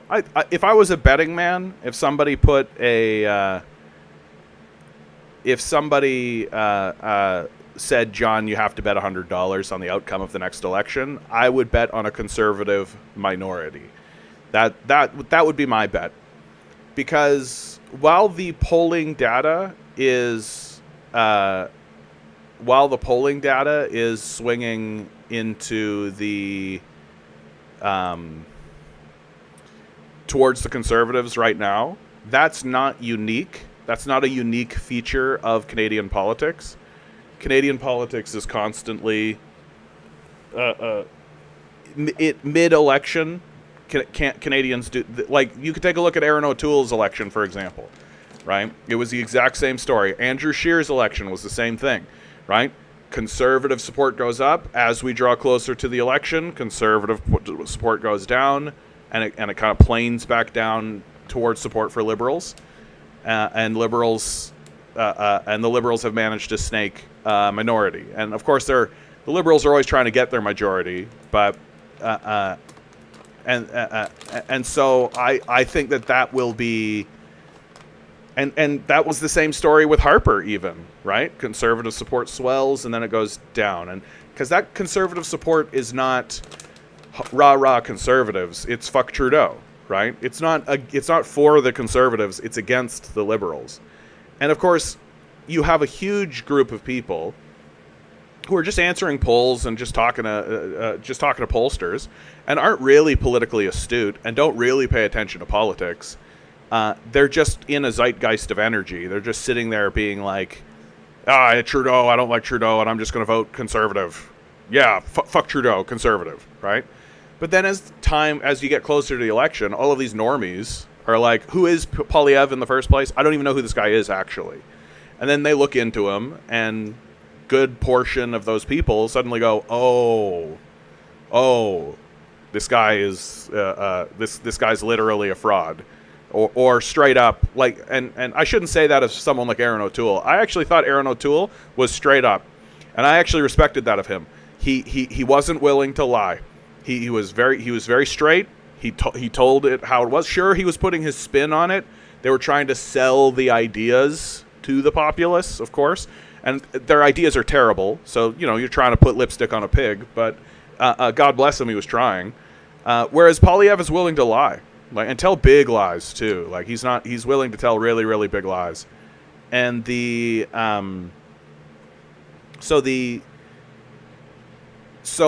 if you look at the polls today, it looks like Conservative majority, but they'll go down as the election gets closer. But I think the Liberals' day is up. Like, I think it's over for them.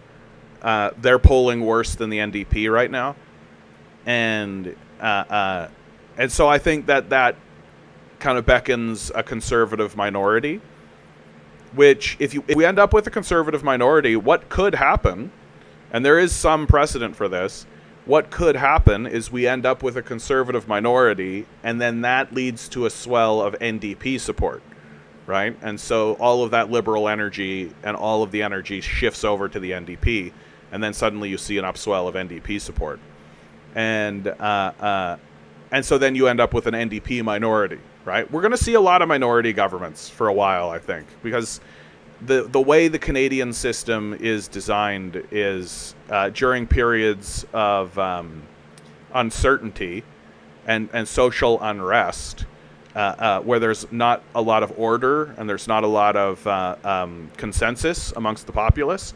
The way the Canadian system responds to that is by creating minority governments, which is actually, I think, a strength of the Canadian system. That if the Canadian system is to survive into the next generations, that will be the reason why.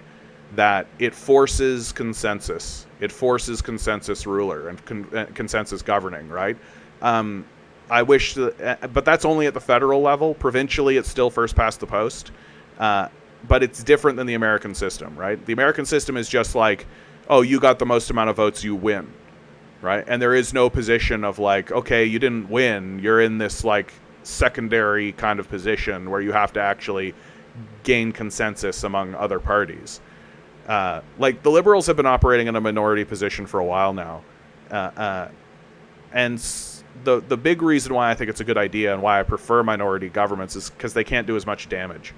It's harder for them to move forward on whatever stupid idea they have. And of course, they're all capitalists, so they're all stupid ideas, right? And and so likely we'll see a conservative minority. That if I was a betting man, that's what I would do. And I think it's worth to point out, Monsieur is pointing something out here. I think Parliament saluting an old Nazi for Zelensky was a real statement. Yeah, and they like the farther we get away from that, the clearer and clearer it is that they knew. Like at least Trudeau knew, right? Like Trudeau had met this guy previously. Trudeau met this guy before before that standing ovation. Like they knew who this guy was. Like this wasn't like the Speaker of the House Rhoda pulling out the Nazi and being like, hey, here's a random guy that we should put in front of Zelensky without vetting and paying no attention to. Like I just don't know how dumb do we have to be to believe that that's what happened. Like just oopsie-doo. Yeah, in this moment, Canadian liberal democracy had a true moment of fidelity in the praise of the 14th Galician SS. Yeah. Like it's what's so funny about that story is that they're still trying to pretend as if it was just like oopsie-doo, right? Like oopsie-doo seems to be like a completely, you're allowed to get away with all kinds of genocides and all kinds of crazy shit. It's essentially what the Bush administration and the neocons did, right? They invaded Iraq, destroyed that country, started this war on terror, which has now spread for 20 years in an obvious, overt, intentional series of wars of aggression against the Middle East. And literally the defense of the Bush administration, all those neocons, does seem to be, oopsie-doo, whoop-whoopsie-ba-doopsie. Oh, I'm just an old-timey country chicken. Like, straight up, like, Bush is walking around being like, yeah, I do paintings now. You know, I do paintings now. That's what I do. Yuckles. And we're all just like, well, that Bush. Yuck. Like, they definitely pulled a fast one on us. Like, they definitely pulled a fast one on us. Yeah, the war on terror. Yeah. Like, it's just like... And it's all just washed away in the sands of history and from the consciousness of America because oopsie-doo. So I feel like the political class has learned that, oh, we can literally do anything we want. And if it goes sour, we just get to go oopsie-doo. And there's no consequences. Right? Like, George W. Bush didn't go to the Hague. Right? He didn't get tried for war crimes or anything. He gets to live out his life on his ranch. Right? Like, he's fine. He's living a perfectly fine life, not completely unobtrusive. And hell, every so often he gets to go on like Ellen or something. And Ellen gets to be like, so, international terrorist and war criminal George W. Bush, who should definitely hang at the Hague. Let's have a conversation about your paintings. Yuckles. Right? He gets to talk about like, hey, remember that time that guy threw that shoe at you? What? That was something, wasn't it? How he threw that shoe? They got a lot of spirit there. Heh. Right? Like, yuck. And so, of course, the Trudeau government is just like, yeah, we'll honor this Nazi that we all know is a Nazi, obviously is a Nazi, fought against the Russians in the Galatian division as a Nazi. Like, this is something we all know, right? We know this guy's a Nazi. Let's bring him in front of Zelensky, right? Vladimir Zelensky, in the war that we're supporting against the Russians, and be like, hey, here's a Nazi. And have Zelensky be like, Nazis, haha, yay, Nazis. And if the public figures it out, that's okay. We'll just have our press be like, oh no, oopsie-doo, what a boneheaded badoopsie-doo. So, whoa, who could have possibly known? You guys, you all could have possibly known, right? You all do know. Like, that's the part about it that's just incredulous to me. That's just, like, overwhelmingly, like, there is a 0% chance that they did not know this guy was a Nazi. It's just like yeah, exactly. Tony Blair, still a big mover and shaker for freedom and making him in. That guy should 100% be in jail. People have done, like, citizens arrests against Tony Blair, and I'm always blown away that it doesn't stick. Like, how does that work? Like, he should for sure go to the Hague. Like, it's just like, how is he not? It just seems so weird to me. Yeah, I've heard there's a statue in Iraq dedicated to that shoe. Statue in Iraq. Shoe. An Iraqi town has unveiled a giant monument for a shoe in honor to the journalist that threw his footwear. We gotta read this. I knew about this, but I need some levity. I need some levity, you guys. I need some levity.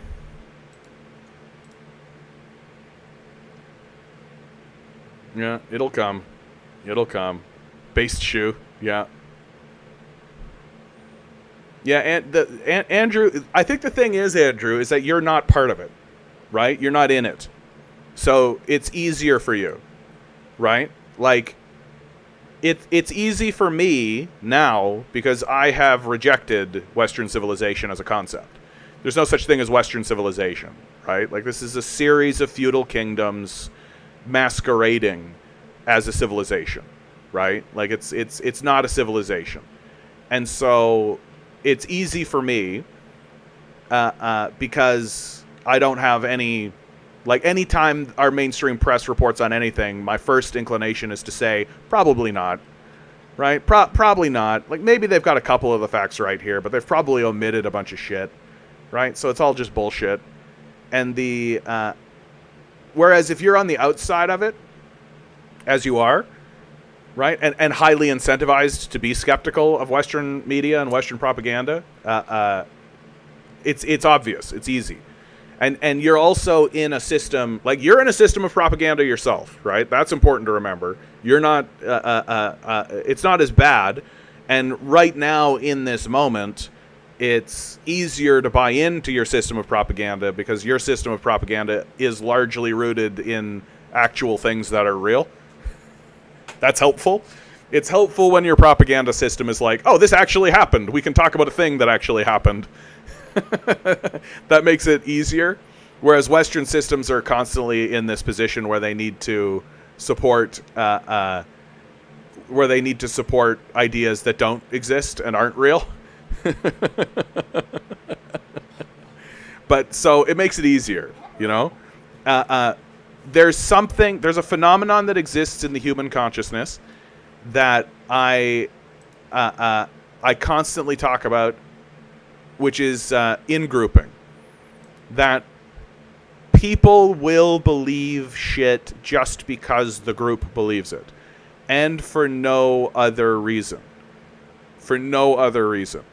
Like, they don't need to have it verified. They don't need to have it double-checked. They're not interested in having it verified. Like, they're not interested in the evidence or the facts or what actually happened, right? And I actually do think that most people fall into this category, that they don't care what the truth is or what actually happened. They care about what the group thinks. And as long as they go along with the group, then they're fine and they're happy. Like, that is what is making this moment of Palestinian support so special, because it is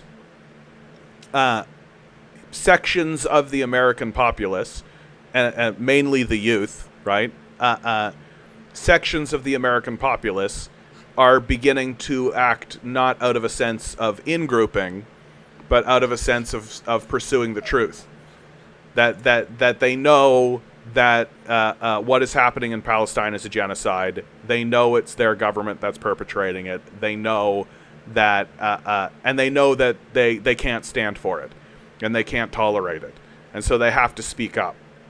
It's a major shift in American politics. It's a major shift in American perception that is loaded with in-grouping and loaded with people who are absolutely willing to turn a blind eye to many things just because everybody around them says that's true. And incidentally, that's some Goebbels shit for you, right? Like, that's some Goebbels propaganda shit, right? Just say the lie long enough and loud enough, people believe it, and most people don't want to stand against the group. Especially if it means throwing their chips in with somebody who they don't even know or who is weak, right? That they would rather stand with genocidal maniacs silently than voice support for the victims of those genocidal maniacs.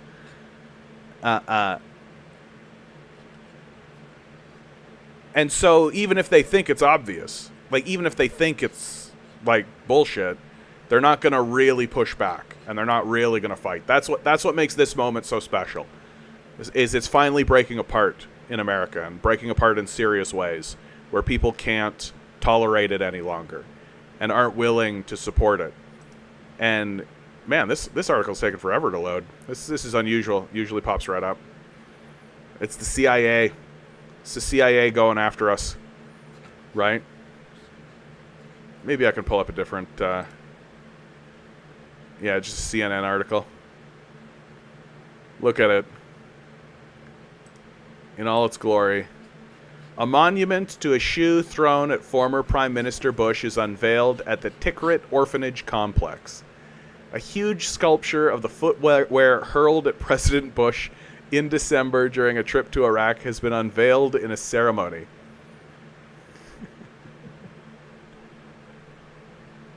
Assisted by children at the home, sculptor Laith Al-Amiri erected a brown replica of one of the shoes hurled at Bush, and Prime Minister Nouri al-Maliki by journalist Muntadir al-Zadi during a press conference in Baghdad. Al-Zadi was jailed for his actions, and the trial is pending. When did this happen? Like, I feel like this dude. What a hilarious story. Yeah, where is Al-Zadi today? Yeah, dude. What a beautiful moment. And like, to Bush's credit, dude. First of all, to let's okay. Let's talk about this as it is, right? To this journalist's credit, man, he was going to nail Bush, right? Like, if Bush didn't move, and look at Bush move. Look at him go, right? Like, that's some raw, natural athleticism right there, if you ask me. That's like some college ball right there. He's just like, he knows something's coming, he ducks right out of the way, right? No CIA presence at all.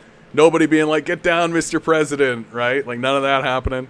Just straight up Bush just being like, what? And getting out of the way. And this guy dead aim, dude. If Bush hadn't moved, that would have pegged him.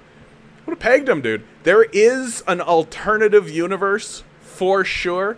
An alternative universe, absolutely, where Bush got pegged by that shoe. And even better, there's an alternative universe where that shoe killed George W. Bush. For sure.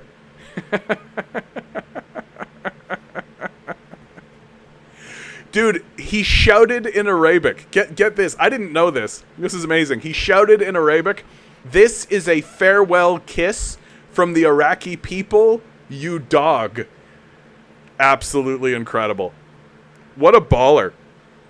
Hurl his shoe, one and then the other. And then my favorite part about this, and you don't see this here, is that if you see the whole incident, George W. Bush actually looks at the guy with like, and he's got like a little boyish grin on his face. He's got a little, like, you can tell that Bush is like, this guy just threw some shoes at me, man. Wow. I admire the chutzpah. You can see it on, Bush is like nonplussed. He's just like, well, he's upset and I can appreciate that. That shoe had one of those hidden blades that Heath Ledger's Joker had. I don't know if that's true. Once Bush is locked up in the Hague, there'll be plenty of shoe throwing behind a jail cell. Yeah, good luck on that. Good luck on that. Oh, I'm not reading this whole fucking article. This is what a baller. What a baller, honestly. Like, look at him. He doesn't give a fuck. He doesn't care. He's just like, yeah, whatever. Is this the whole thing? Let's go. Yeah, here we go. I'm totally here for this. I need this levity right now. Look at him. Yeah. And he's always just like, he doesn't care. Like, he's just like got that dumb grin on his face the whole time. You can see it, right? Throws a shoe and he comes back up. Look at him. Look at his face. He's just like, what's going on, boy? And that second time he just like holds up his hand. He doesn't give a fuck. Oh, in the alternative universe that killed him, I mean. Oh yeah, okay. Oh man. And then they went ahead and built a literal monument to the shoe.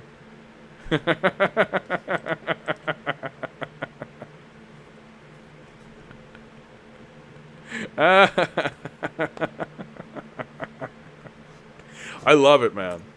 I love it. If any of you out there did anything that suddenly had somebody building a monument, oh, thank goodness. Yeah, I need some laughter, man. That's what I need. Holy cow. What a strange time to be alive in the world, man, and to just be witnessing this nonsense. And it's like total fucking nonsense. Like, they could just as easily not, you know? They could, like, it's just like, what is the point of this? What are they achieving? What is it going to result in? Like, I was saying it earlier, and I didn't really get an opportunity to expound on it, but like, can you imagine if this was happening in Russia or China or any African, like any country? Like, if this was happening literally anywhere else, everybody would understand what was going on, right? Everybody would understand that what they're looking at is a fascist government. Everybody would understand that. And it wouldn't be discussed any other way.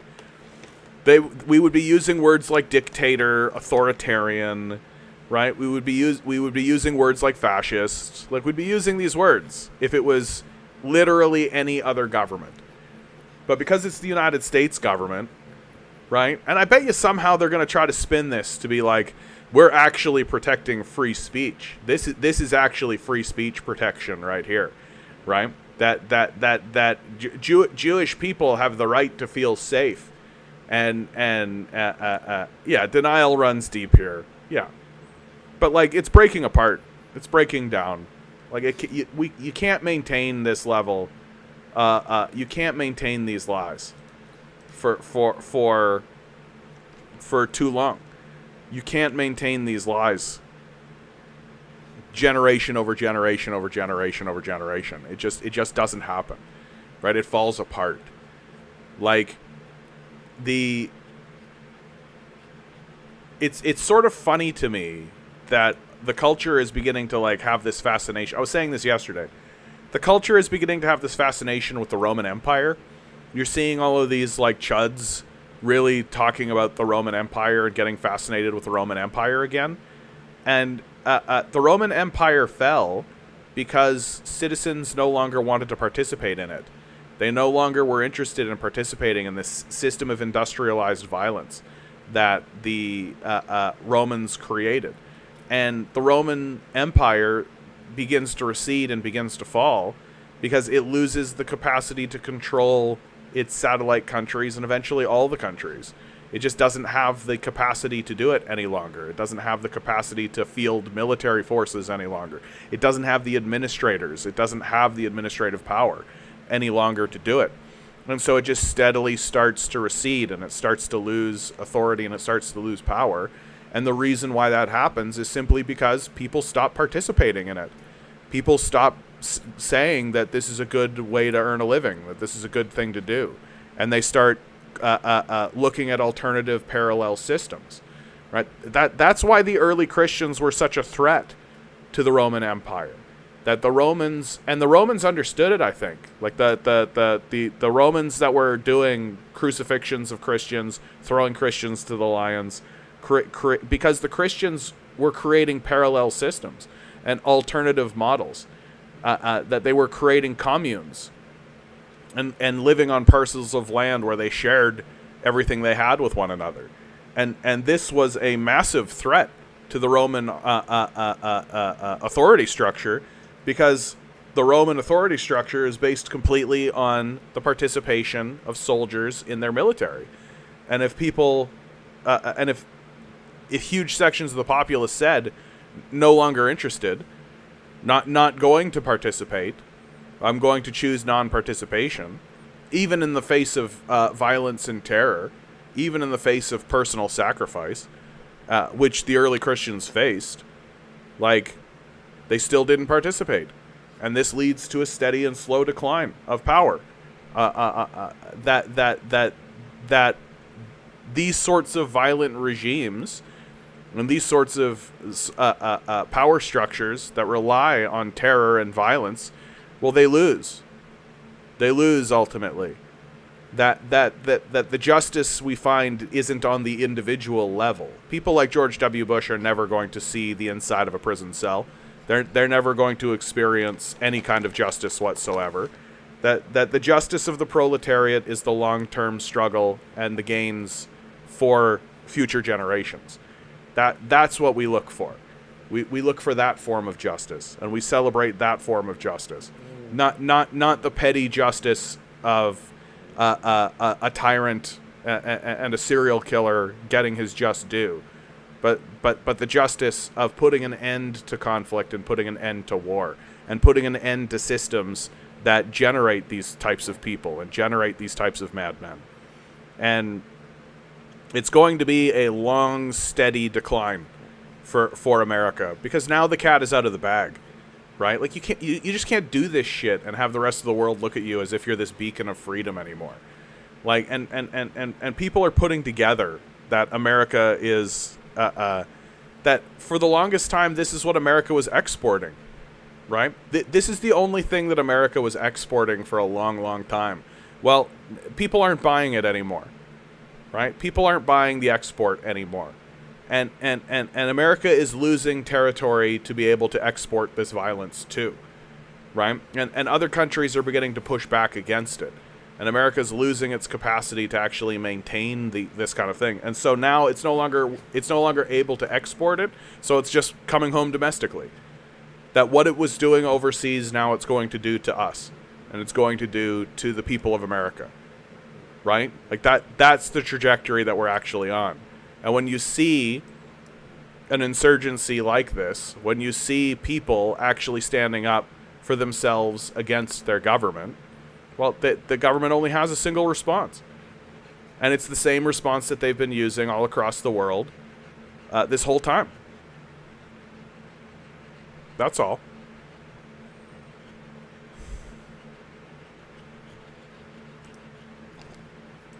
Jeez Louise, man.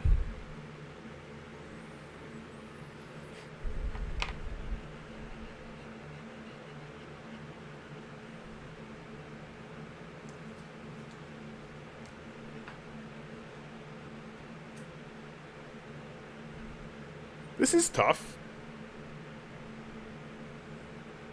Yeah, this is tough.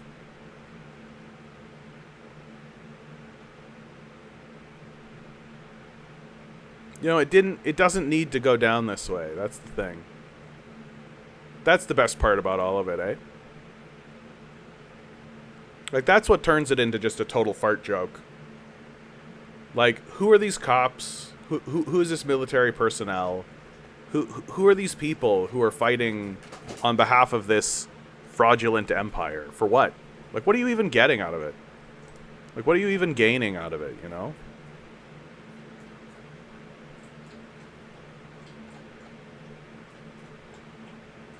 And it's just exhausting. It's just tiring. It just depletes me existentially. It depletes me from a like how foolish, like how silly, how pointless, and for what? Like, where do they actually think this is going to end? Like, do they actually think this is going to work? Like, that's the part about it. Like, do they actually think this is going to work?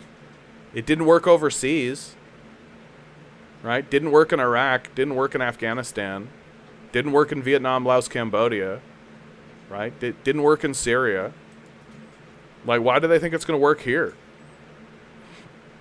Like, it's just this obvious, overt, failed strategy that's wasting all their resources and all of their advantages on fucking nothing.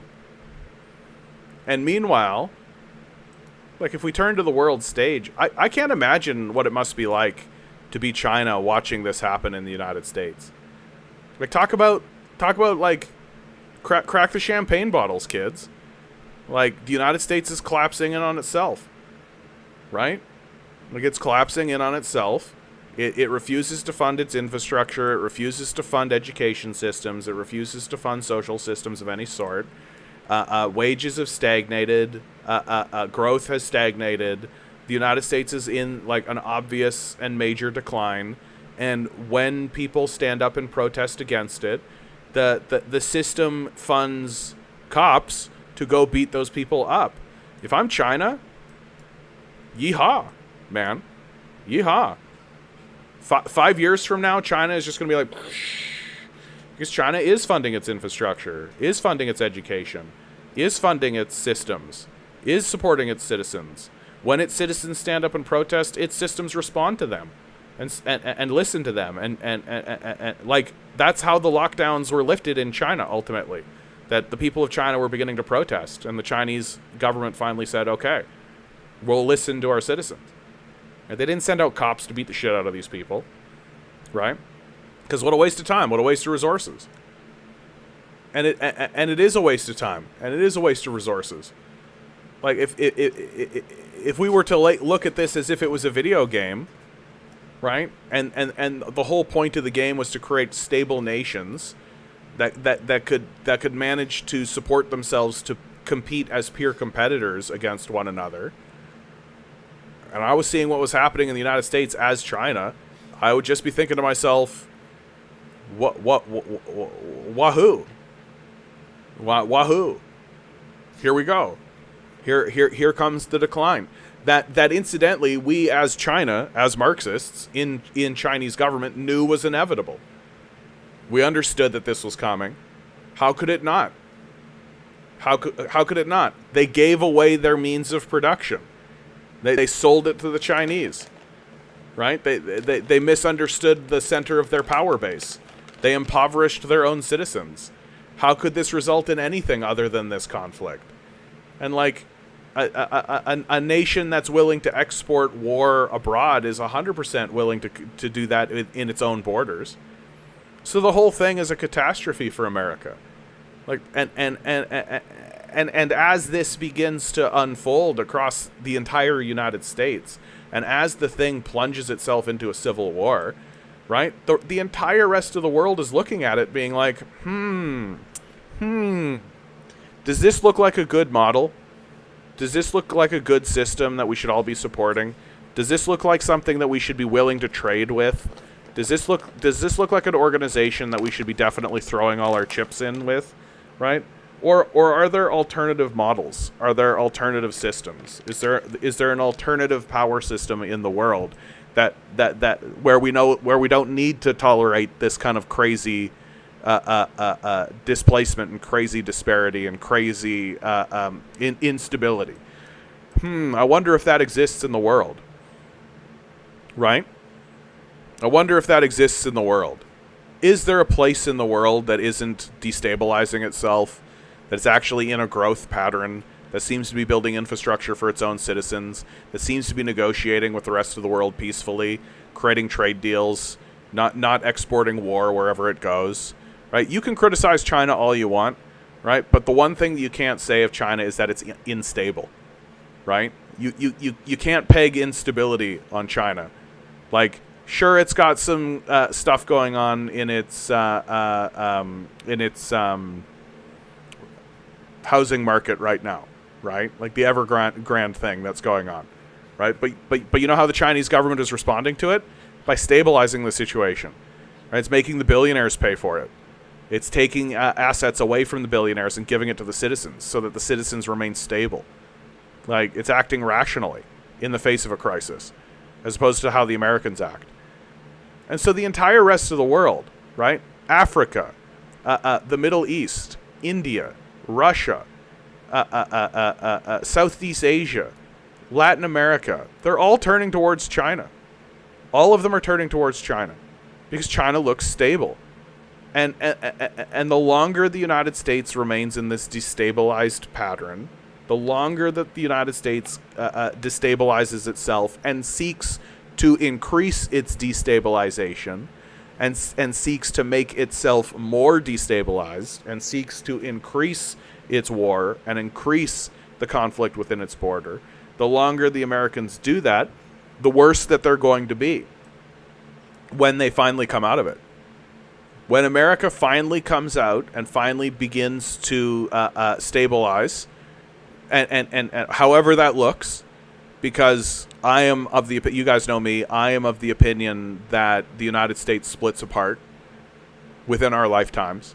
I don't think that the United States restabilizes itself and maintains its place at, I don't think it looks like this, right?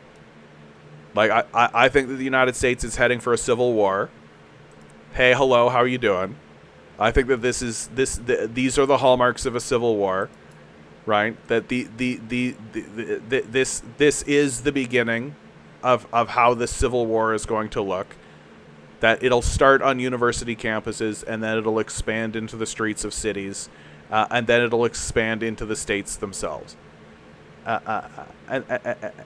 And larger and larger groups will be formed, right? People will take up arms. Like this is going to unfold this way. Like the people who are experiencing these camp clearings and the people who are experiencing this violence and the people that are experiencing this state repression are not going to vanish. They're not going to disappear into the ether. They're not going to just become nothing, right? And I am of the opinion that the United States doesn't survive it, because there is no system in the United States that is interested at all in restabilizing anything, right? The presidency isn't interested. The Congress isn't interested. The Senate isn't interested. And many of the governors across the country are not interested, right? Like, you think Greg Abbott is interested? You think DeSantis is interested in the restabilization of America? These guys have abandoned the American project. They don't care at all about the American project whatsoever. And so the American project is going to die in our lifetimes. And when the United States finally comes out of it, whatever that configuration looks like, however it looks, whatever split up nonsense it is, and once it becomes stable again and actually starts participating in the wider world as whatever that looks like within the borders or within this land that we currently call the United States, China is going to just be explosively far ahead of them, like so far ahead of them that it's going to make your head spin a little bit. I think, like, it's going to be like I can see that I'm going to be like an 80-year-old man still talking about this shit, and I'm going to be talking about how China has a moon base, right? I'm going to be like, there's going to be these Nazis that are going to come into my chat because Nazis will never go away, right? There's always going to be, they're like Warhammer orcs. They just kind of come out of the ground. We're going to, and China's literally going to have like a moon base, and it's going to be doing like deep space exploration off the side of this moon base that they've got. And the United States is going to be like recovering from all of this internal conflict, right? The United States is going to be recovering from all this internal conflict, and they're still going to be talking about how they're the greatest country in the world. Like,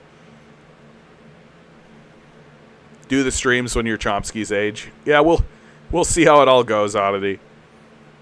I mean, I don't see any end in sight. It seems to be the reason why I'm here. Good opportunity to say like, share, subscribe, by the way. If you'd like me to be an 80-year-old man doing YouTube live streams, please send some money my way. Just in case YouTube stops existing or decides to ban me off the platform for some reason, right? Your support means that I can rebuild elsewhere.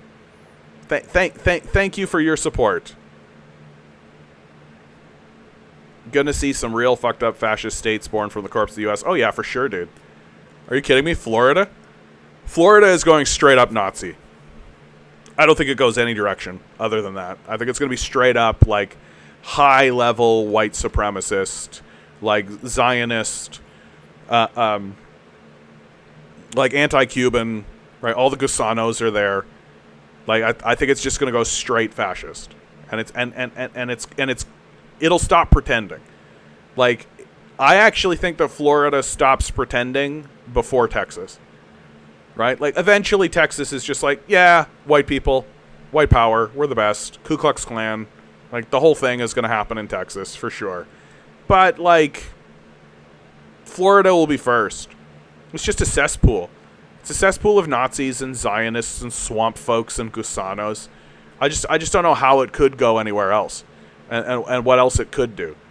Like, it's just gonna be a total disaster. And as climate change settles in, right, as the waters come up and as the crisis begins to happen along its borders, right, people are going to get more supremacist. Like, people are going to get more violent, right? Like, the climate change period and the shit that's going to happen in climate change is going to accelerate all of this in a big and dramatic way. Like, America has really shown us over and over again that when the going gets tough, right, people start shooting and looting. Like, they don't come together. That idea of solidarity that other nations do seem to do, right? We have evidence of humans across the world when crises happen, they come together, right? And there are small scale examples of that in the United States. But you remember Hurricane Katrina, right? Remember Hurricane Katrina, New Orleans. You literally had people who were stranded for days and days, and the emergency systems were just like, yeah, get fucked. Whatever. Like, literally Kanye standing beside Mike Myers being like, George Bush doesn't care about black people. Back when Kanye was cool and not a Nazi. What a turn he took, eh? Dude, whatever mental illness he has, man, like, it's gotten worse as he's gotten older, for sure. We'll be interested to see how the right-wing anti-Semites and Jewish Zionists become allies now, considering they're all fascists, yeah. He's bipolar? You know what, dude? Let's just find out. I've got the whole internet in front of me. Kanye, what mental illness does he have?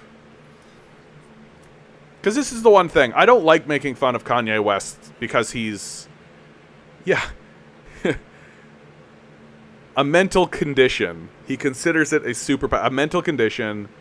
Bipolar. There you go. Yeah. Yeah, dude. Like, I never really followed Kanye that much. Right? And then he starts getting involved in politics. Starts wearing that MAGA hat. And I'm just like, okay. Interesting. And start paying attention to, like, the thing that finally convinced me that, like, we really, really gotta not be platforming this guy. Because, like, I don't actually think that Kanye is, like, genuine. I just think that he is kind of out of his mind. Right? And yeah, like, his mom dies. Yeah, that'll do something to a man. right? That'll do things to a guy. The thing about some mental illnesses is that they can make you very attention-seeking. And when you're a guy like Kanye, right, who has had the attention of an entire country, if not huge sections of the entire world, right, and your mental illness starts telling you to be attention-seeking and to seek attention, you're not seeking attention from, like, one person. You're not trying to get attention from, like, your mom or your dad or your sister or a girlfriend or something, right, or your wife. You're trying to get attention from the entire fucking world. And when you have a mental illness that's telling you to get everybody's attention, you're willing to do shit like put on a black mask, go on Alex Jones, and venerate Hitler and say that Hitler did some good things and that I love Hitler. Remember that? Remember that? Like, the people who should be disgraced in that is not Kanye West. It's the people who are willing to platform him. Like, the minute Alex Jones saw Kanye in that black mask, he should have called the whole thing off. Like, he absolutely. But I mean, like, Alex Jones is a shyster, right? Like, he's a. If he had any credibility in the early days, he gave it all away. Fellow by the name of Glockwork Orange. That's a hilarious name, my friend. Rip West and Euros. Yeah, I think that's right, dude. I think that's right. We're gonna witness the decline.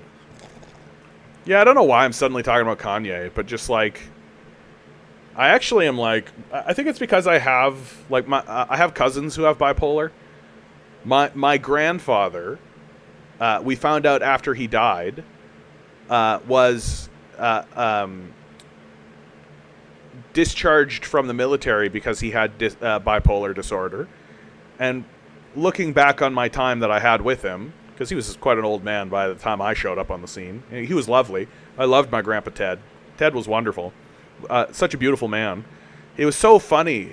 He was born Howard, but everybody called him Ted. And it says Ted on his tombstone. And so we've had to like make special notes. And he would like sign checks Ted and all this, and everybody accepted it. They were just like, yeah, that's Ted. You know? His name is Howard. And so we've had to make like special notes in like the family history of like, everybody called this guy Ted, but he's Howard, okay? So don't get confused. And and he had bipolar, and then he had 4 children. One of them, my uncle, ends up being bipolar. Of those 4 children, the other 2 children, that isn't my mother, they each have a child that is also bipolar. So I have an aunt who has a slew of kids. One of them ends up having bipolar. Then I have an uncle who has a slew of kids. One of them ends up being bipolar. And then my mom ends up having 3 kids. None of them are bipolar. And so everybody in the family is kind of looking around being like, which one of you kids is bipolar? Well, my brother is literally the Minister of Agriculture for the NDP in Manitoba. So everybody's like, nope, not bipolar. My sister she was a very successful manager in Starbucks and trained and is currently training to be a teacher. And everybody's like, probably not. A little kooky. Laura's a little kooky, but we love her, right? But she's great. Not bipolar. And so everybody's going, guy who runs YouTube channel was in the theater, you know, kind of like dropped out and ran off to join the circus. So everybody's got their eye on me, being like, Are you bipolar, Jonathan? And so far, so good. Nope, not bipolar, right? Just enraged at the injustice of the world. That's all. Just enraged at the injustice of the world. if I suddenly do become bipolar, I'll let you guys know. Okay, I won't be like Jordan Peterson and be like, I'm not bipolar. Bipolar is the American the medical system. Doctors are trying to. And then he like reveals to everybody every single day he's on Twitter that he's absolutely bipolar. The guy is literally like, the Chinese government and their totalitarian regime is look what they're doing to their citizens, and it's literally like cock milking porn, straight up Western produced cock milking porn, and this guy's like, the Chinese and what they're doing to their citizens. Like, obviously having manic episodes and just posting on Twitter over and over again, and he can't come to terms with it. Like, that's the best part about Peterson on Twitter, dude, is that the whole thing is him having manic episodes and then posting random shit on Twitter that he shouldn't be. He shouldn't have access to Twitter, right? And he should know that. He should understand that. The people around him should understand that. His family should understand that. That, look, Jordan, you've got bipolar disorder.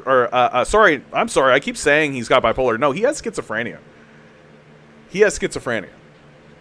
Like, he shouldn't be just randomly posting on Twitter. He should hire somebody to be his Twitter person. And he should, anytime he has an idea or a thought that he wants to post onto Twitter, he should send it to this person. And then this person should, like, vet it, edit it, post it, you know. They shouldn't say no to him, because I think that Peterson understands his brand and understands his audience. But definitely, dude, like, get an intermediary, like, hire an intern, like, find a true believer who is just like, oh wow, I get to work with the Jordan Peterson. Jordan Peterson asked me to be his tweet editor. What? Wow! There's all kinds of people who do that for free. There's all kinds of people who do that for free. There's like people moderating Reddit channels and Reddit discords and shit like this, and they do it for free. Some dweeby nerd kid out there, some weird creepy little incel Nazi is gonna do that for free, right? Just get that kid. Just do it, Peterson. Just do it. Anyway, I went down like a little rabbit hole on that one. Just to say, like, we should not be platforming guys like Kanye. Like, we should absolutely be, like, every time this guy talks. I distinctly remember the moment where I was like, oh yeah, this guy, like, somebody just walked up to him on the street. He was sitting in a car, and somebody was walking by the car, and they went, oh shit, you're Kanye. And Kanye went, yeah, how you doing, bud? And then they proceeded to ask Kanye a question, and Kanye just was like, stream of consciousness, disassociated completely, not connected to anything, not answering the question really, just off in la la land, right? Over here and over there and all that kind of stuff. And then the guy would ask another question, and it was like Kanye didn't even hear the question. He was just, you know, it was just straight up like, you know, me and my friends we're out here hanging out with Jesus Christ, and the two of us went down to Alabama the other day, and it was great. We got to meet with the Kentucky Fried Chicken guy, and the Kentucky Fried Chicken guy said to us, you know, hey, you got to find love in your heart, man, because it's all about love. It's all about peace. It's all about love, you know. And if you don't have peace and love in your life, then how are you going to make good with Jesus? You know, how are you going to make good with Jesus? You know, because it's that's what really matters. Making good with Jesus. You know, and I was talking to Jesus the other day, and Jesus said to me, you know, my man, you got to make music is the path. You know, music is my way. And I made you a musical man who's a musical person, and you're going to be musical out in the world, and you're going to be spreading your love and spreading your joy and spreading everything out in the world. So I could talk to people like you who are wearing cool hats. Cool hat, man. I have a hat like that back at home. You know, I'm not wearing it right now, but my hat back at home, I got a collection of hats. You know, I'm so happy that I have that collection of hats because it's so beautiful. I get to wear these hats all day long, and I get to come out to the place. And sometimes I take a look at my hats and I think, man, I made it. I'm Kanye West, and I made it. I got all these hats. I made it. You know, and I'm like, yeah. That's bipolar.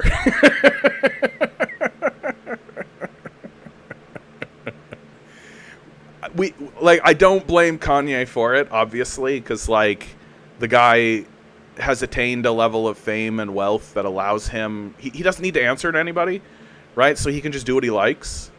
It's the vultures who are obviously vulturing off of him, and like paparazziing his very clear mental decline, you know, which I really hate to break it to each and every one of you. We're all going to experience a mental decline. Like it happens to all of us. It just happens to some of us a lot earlier than others. And so when I saw it happening to Kanye, who I was never a fan of Kanye, I have no personal feelings about Kanye West.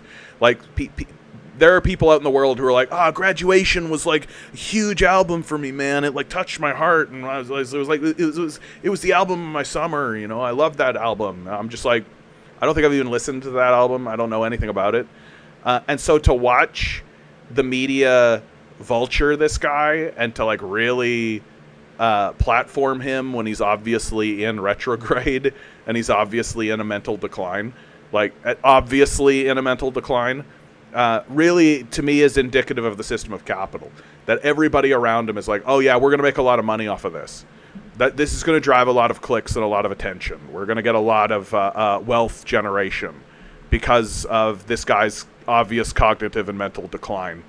That any rational, normal, sane, centered, calm, loving, compassionate, empathetic group of people would be like, oh, Kanye's having like mental trouble. Like, and you know, that happens. We gotta not platform this. We gotta make sure like this is a personal struggle that he's going through. This is a personal issue that he's obviously having, and we gotta make sure that personal struggle is not elevated for our entertainment. Like I took a look at that and I saw that as no different. This happened a lot more in the past in the United States, but it still does happen. Where hell, I remember an episode of Hell's Kitchen, you know, with Ramsey, who's just shouting at people all the time, just being like, they paid this guy to just be a total asshole to everybody. And we all were just like, oh wow, that's a normal kitchen behavior. What a normal workplace attitude to have. How normal.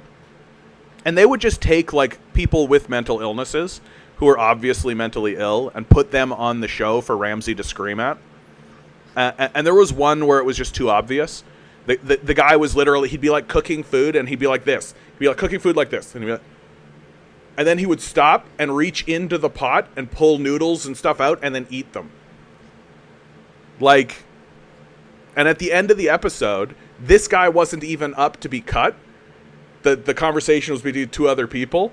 And then after they went through the whole process of defending themselves and like setting up the whole thing, Ramsey just took a look at that guy and said, you're out. Get out of here. So America has this long history of making fun of people with mental illnesses and venerating people with mental illnesses in order to make fun of them. And I'm actually like very, very, very, very concerned about what's going on with Shane Gillis. That Shane Gillis told some jokes about Down syndrome and tells jokes about Down syndrome, and I think he does so in good faith. This isn't a burn on Shane Gillis. I actually think that Shane Gillis's work is really quite good. I think he has his perspective, and I think he presents himself very strongly, and I think he presents the stuff that he's presenting in good faith. But what I think has happened, and I've even seen Shane Gillis reacting to other comedians who are doing this, is that because Shane Gillis has done this, because Shane Gillis has shown that there's an audience for this, that people want to make fun of this, or people will laugh at that kind of stuff. Now you have a lot of comedians that are platforming people with Down syndrome. Theo Von very recently did not a special, but an episode of his show where he had two fellas with Down syndrome, and the whole joke, I guess, is that these two guys have Down syndrome, and that we're all supposed to like. And we're all supposed to like make fun of these guys that have Down syndrome because we're supposed to be laughing at people with Down syndrome. Like that's the joke. You know, and of course their defense will be like, no, dude, we're including people in what we're doing. This is inclusionary. And I'm just like, is it, though? Is it inclusionary, right? Like, is it inclusionary to platform the people to be the butt of a joke? Like, is that inclusionary behavior? So, I've kind of got my eye on that. Because I'm seeing comedians that have seen Shane Gillis and seen his Down syndrome stuff and seen his jokes on mental illness and all of this. And I'm deeply concerned that it's going to be used as a stepping stone into, let's just make fun of people with mental illnesses. Let's make fun of people who are in a different state, and let's lampoon them, and let's use them as the butt of a joke, right? And I find that doesn't, like, all of the arguments that they used when they were making fun of trans people, they're going to turn on people with mental illnesses in the same kind of way. But all of those arguments that they used for trans people didn't increase the empathy towards trans people. It increased their visibility in a way that it didn't need to happen. Like, that the comedian's defense was, well, it's inclusionary, but nobody ever stopped to ask if the trans people wanted to be included. Like, maybe shining a big light on this very small group of people who are just trying to exist in the world is the opposite of what they wanted. Maybe they just wanted to quietly go about their lives and not really be noticed. And that highlighting them, shining the light on them, and then lampooning them and making fun of them didn't increase the amount of compassion or empathy that the populace has for them. It just increased their visibility and increased their and increased the awareness of the dumbest people in the society. Now the dumbest people in the society are aware of trans people, and they're reacting in exactly the way that you would expect a bunch of dumb fascists to react. Right? They're hyper focused on it. They can't stop talking about it. They can't stop thinking about it. It's become a part of their daily life to tell trans jokes or be part of a trans bashing kind of a thing. They want to pass legislation. They're deeply concerned about trans rights, and it's all just because we've like hyper elevated this small group of people into the discourse, and it didn't help them. Right? It didn't help them. How did it help them? In what way did it help them? And so I worry that we're going to do the same to an equally vulnerable group, or an even more vulnerable group. And then all of a sudden you'll have these people, and at first it'll all be like well-wishing and be like, oh yeah, you know, whatever, right? This is just Johnny, haha. You know, he's got Down syndrome. He doesn't really know what's going on, right? Haha, right? And then it's going to do what it's always going to do. It's going to take this deeply dark turn. The system of capital is going to extract as much as they possibly can out of these people, and then they're going to abandon them. Right? And then you're going to have a bunch of people with these mental illnesses on the other side of this extraction and abandonment culture, and they're just going to be completely destroyed, and their lives are going to be completely wrecked. They're not going to be able to go anywhere, right? Like it just the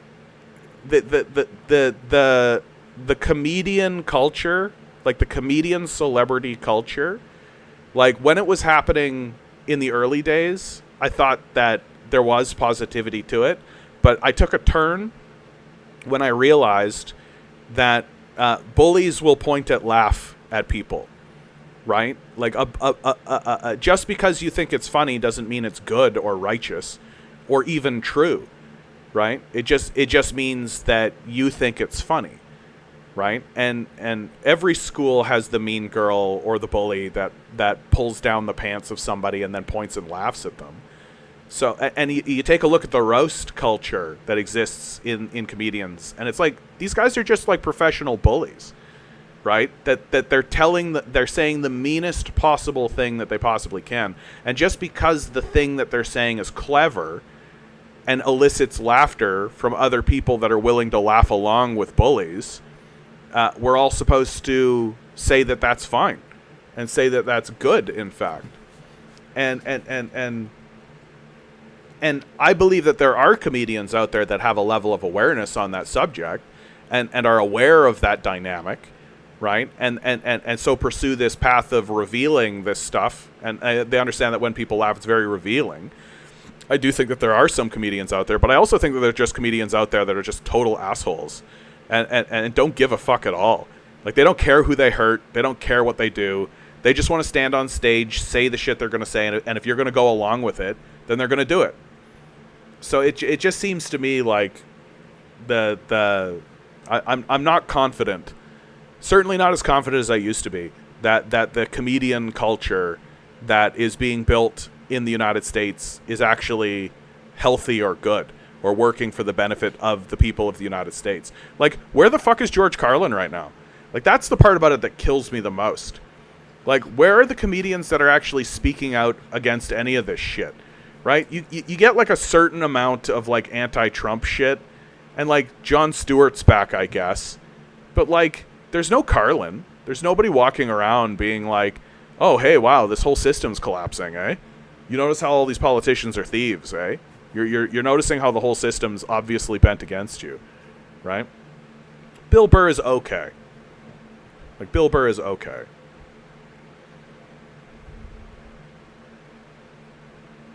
Anyway. Just Me writes, TMZ has a big hand in controlling celebrities. Most, if not all, of his episodes have been filmed by them. They're also doing it to Britney again. Yeah, I think Britney's fucked up. That's the thing about Britney. Like, I just think that, like, her life is so dramatically... her life is just so dramatically strange and almost completely out of her hands most of the time that what it looks like to me is that, like, she's managed to get a little bit of autonomy and she doesn't know what to do with it. Right? And so she's like falling back into attention-seeking patterns, that she used to be part of a system that would put her forward to get her the attention, and so she didn't need to work for the attention. But now she's no longer part of a system that's actually working to get her attention, so she just seeks attention on her own, and she ends up doing fucked up shit. Not fucked up shit. Like, to say what she's done is as fucked up is way off base, actually. Like, she just does, like, audacious things. Like that knife dance she did.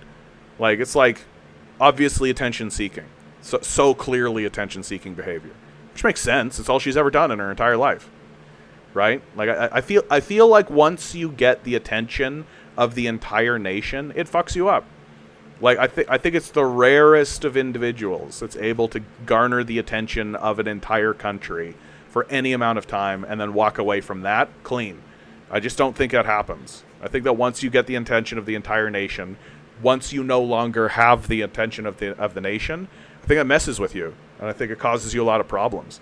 It's a very rare individual indeed that I think gets to walk away from that and be like, oh yeah, cool, I had 100 million people paying attention to me at one point, and now they don't. That's fine. Big Brito 9000, first-time chatter over on Twitch, makes me think of Frankie Bowl. He always does some messed up jokes. He isn't even funny. I don't know who Frankie Bowl is. But, like, I'm not trying to say that any of these comedians are Nazis.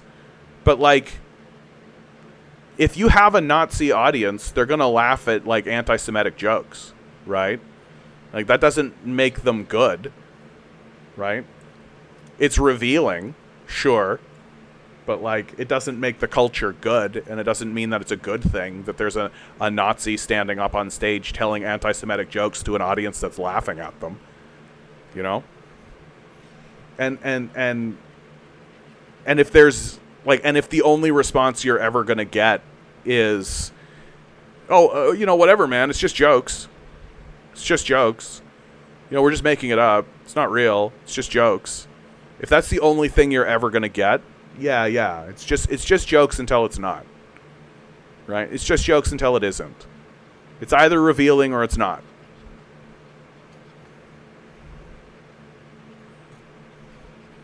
Yeah, old mean form. Yeah.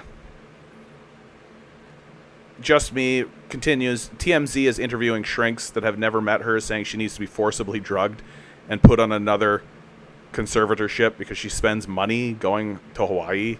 Ugh. Ugh. And then you find out those shrinks are being paid by her dad, right? That her dad wants her back, right? Like, just leave her alone, dude. Just leave Britney alone, man. Like, she's always going to be kooky. Like, she's always going to be fucked up. She's had a very fucked up and weird life, right? Like, it's a strange thing that she went through. None of us can relate to it. I think that's the thing. Like, none of us can relate to it. Like, none of us can look at Britney Spears and be like, yeah, I understand what happened to you. No, you don't. You have no fucking idea what happened to her. Like, her life is so strange and unusual and peculiar, right? Like, you can't really even begin to assess what she's gone through. Ugh, that's weird, Big. Yeah, like, that's my big concern. Like, it's just, like, why is that enticing to anybody? Why does anybody want to hear jokes about, like, disabled children, right? Like, who's actually listening to this and being like, ha ha ha ha ha, that's so funny, ha ha ha ha ha ha. Do you really want to cultivate that audience? Do you really want to have an audience of people who are laughing about, you know, disabled children and shit? It just seems so, nah. I'm very skeptical. I'm very skeptical of this culture that we're creating. And, like, now you've got, I think it's Houston. Now you've got Joe Rogan has built a comedy mecca now. He built, what does he call it? The Mothership is what he calls it. And it's where, like, Kill Tony does his stuff, right? And so you've got a whole, like, comedy thing happening down in Houston, Texas. And it does look like where the next, like, generation of comedians are going to come from is this thing. And it's like, I think it's just going to be a total cultural catastrophe. Like, the people that are going to come out of this are just going to be, like, the most lowbrow, ridiculous people. Like, as I develop my thoughts on comedy, like, comedians in America will be like, comedy is a uniquely American art form, and they call it this the art form and all this, and they talk about it this way and all this kind of stuff. It's literally like the only reason why stand-up comedy can exist in a culture like America is because everyone is too run ragged and exhausted to stand around telling jokes, and nobody has an education, right? That, like, a guy like Joe Rogan, right, really should just be like, oh, yeah, we go to an event or something, and here's Joe, and he tells some stories, and then somebody else tells some stories, and then somebody else tells some stories, and then somebody else tells some stories. But the thing is that we've destroyed the culture so thoroughly, and the system of capital has destroyed the culture so thoroughly, that everybody's experience is basically just wake up, go to job you hate, go home. And so they don't really have anything interesting to say. Their stories are all kind of banal and stupid.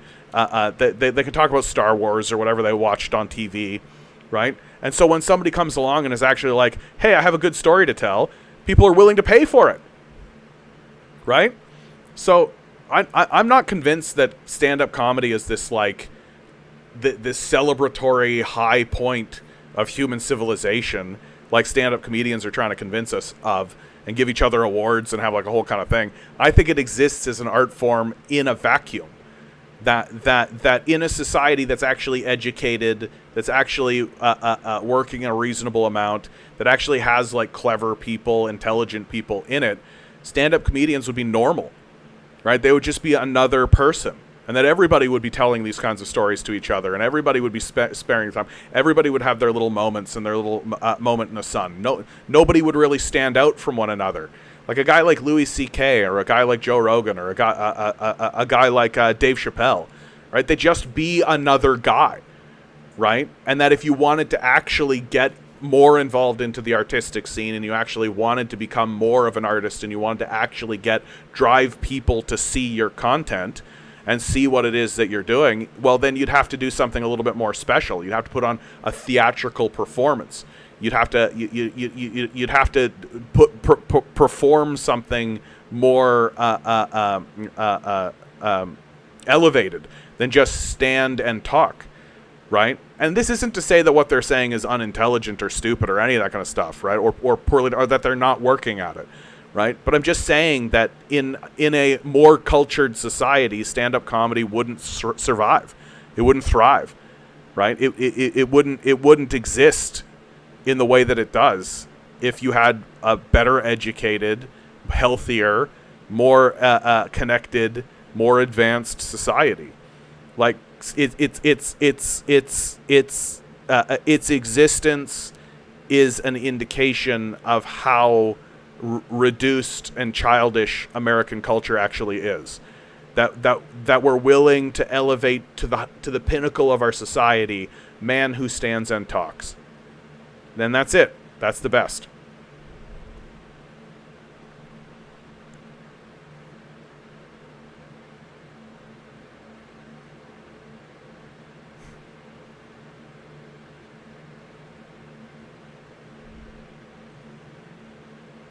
Yeah, that's rare. Most things are all carbon copy products. Most people crave more of the same thing.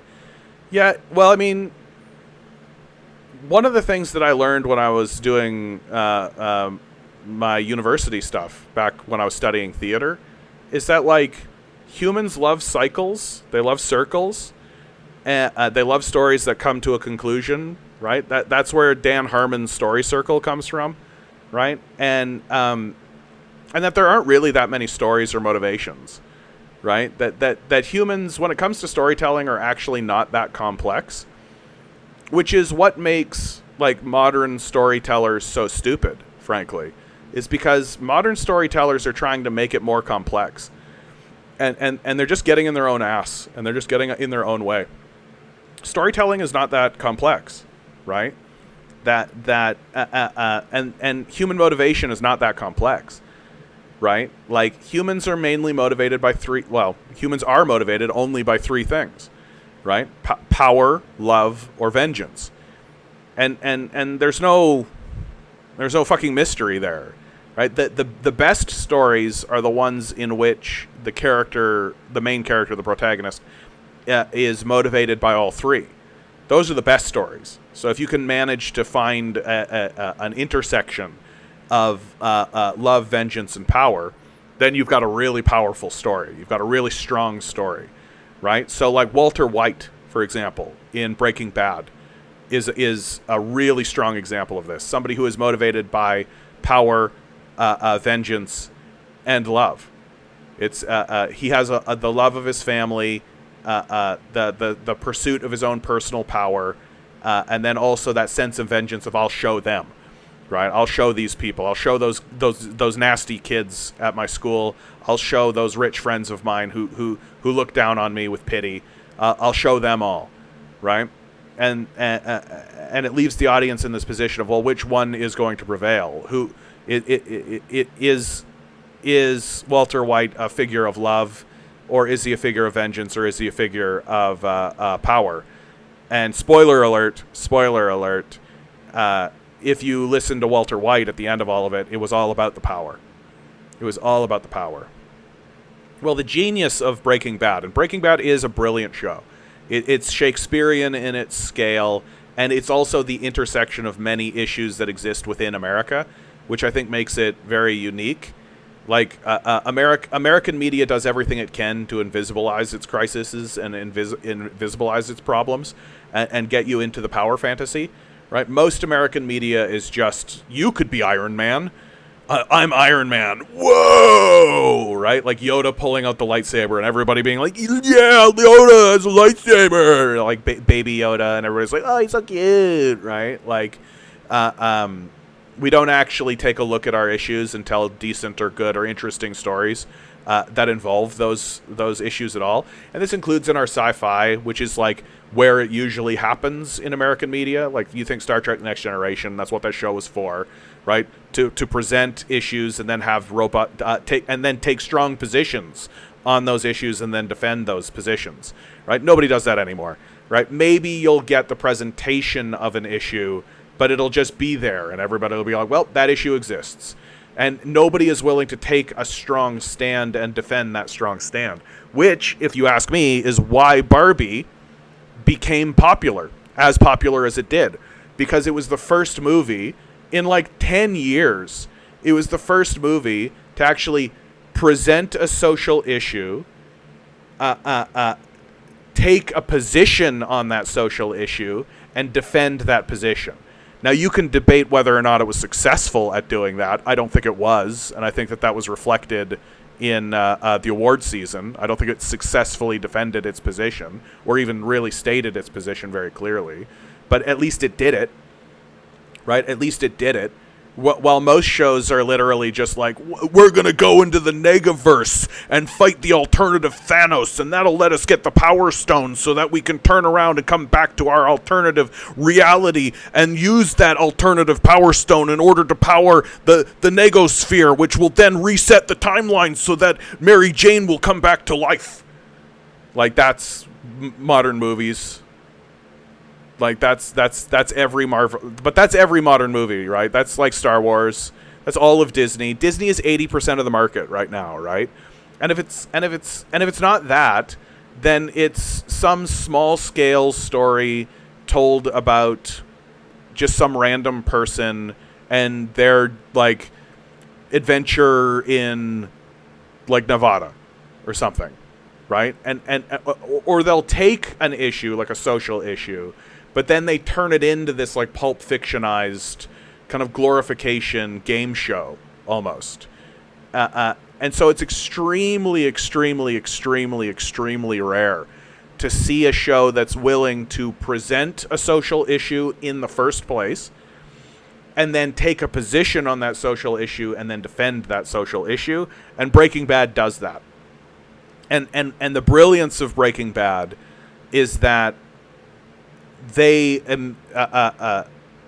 director even said this, and I think he executed it really well, was he knew that the audience was going to turn on Walter White at some point, that eventually he was going to get Walter White into a position where the audience could no longer support him.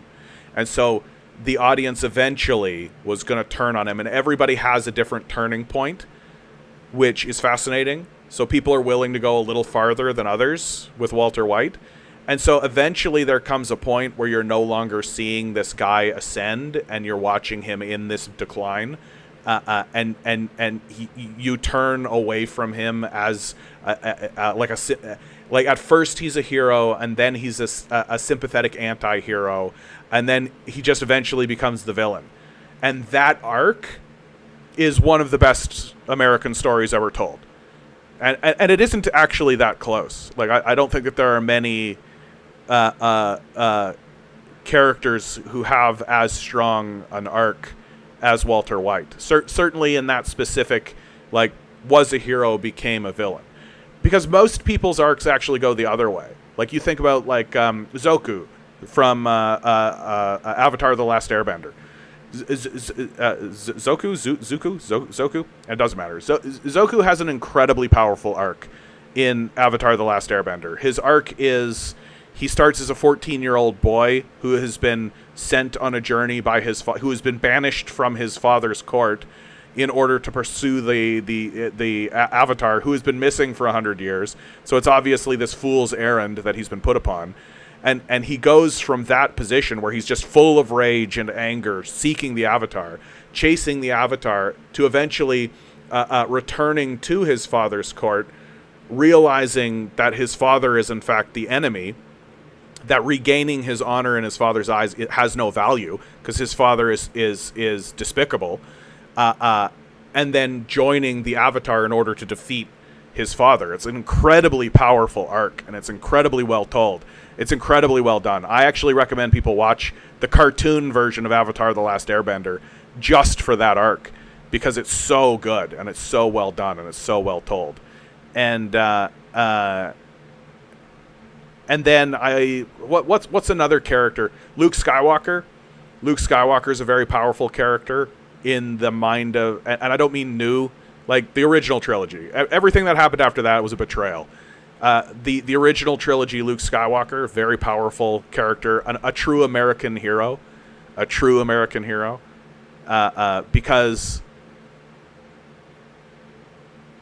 his arc is an arc about realizing that true power lays in solidarity and love, and that it's not about striking down the powerful in order to take their place and become powerful, right? It's about joining together with those who have, even those who have fallen into the sway of power, and to be willing to lay down your life, so to show them that love is the way forward, that Luke Skywalker is emblematic of love, that he puts aside power and he puts aside vengeance, and he lays his life on the line for the love of his father.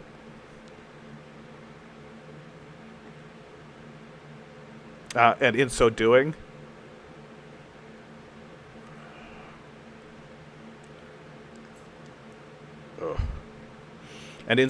he allows his father to find his own redemption.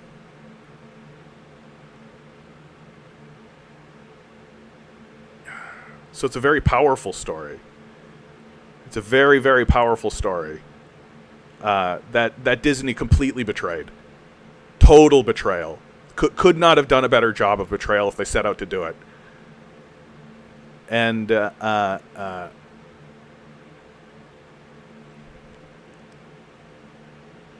the original trilogy is the best because it was a labor of love. That's why. The original trilogy was a labor of love. The second trilogy was a labor of power. I'm more or less of the opinion that the only reason why the second trilogy happened was because this is actually really funny. George Lucas couldn't get anybody to make Star Wars toys for the original Star Wars trilogy, and so he made a deal with a very small toy company at the time called Kenner, and Lucas ends up with only 5% of the sales total, right? So for every toy sold, Lucas Studios gets 5%, right? Not a great share, but a share. Okay, fine. That's the deal he's able to cut. And the deal that Kenner cuts with Lucas is to uphold this deal. All they got to do is give him $1,000 a year, right? So every year they just give him $1,000. They maintain the rights to make the toys at a 5% rate, right? Well, Kenner gets bought by Mattel. Okay? Kenner gets bought by Mattel. Mattel doesn't give Lucas the $1,000. Their department just misses this, right? It's not that they purposefully didn't do it. They just miss it, right? Which tells you what's going on at Mattel, by the way. And Lucas immediately realizes this. Just boom, instant. What? The toy license is up? It's mine again? I have the rights to the toys for Star Wars now? George Lucas does? Cool. Who wants to make toys? I get 20%. You make the toys, I take 20%. So a company grabs it, says, we'll do 18%. Lucas says, sure. I get 18% of all Star Wars toys sold. New trilogy. I think that's exactly what happened. Was it Hasbro, not Mattel? Hasbro. Okay, that's cool. I think that's exactly what happened. I think that's exactly why the new trilogy got made. I don't think it was a labor of love. I think it was strictly a labor of power. I think that it was George Lucas walking around with his cock out, being like, look at me, I'm George Lucas.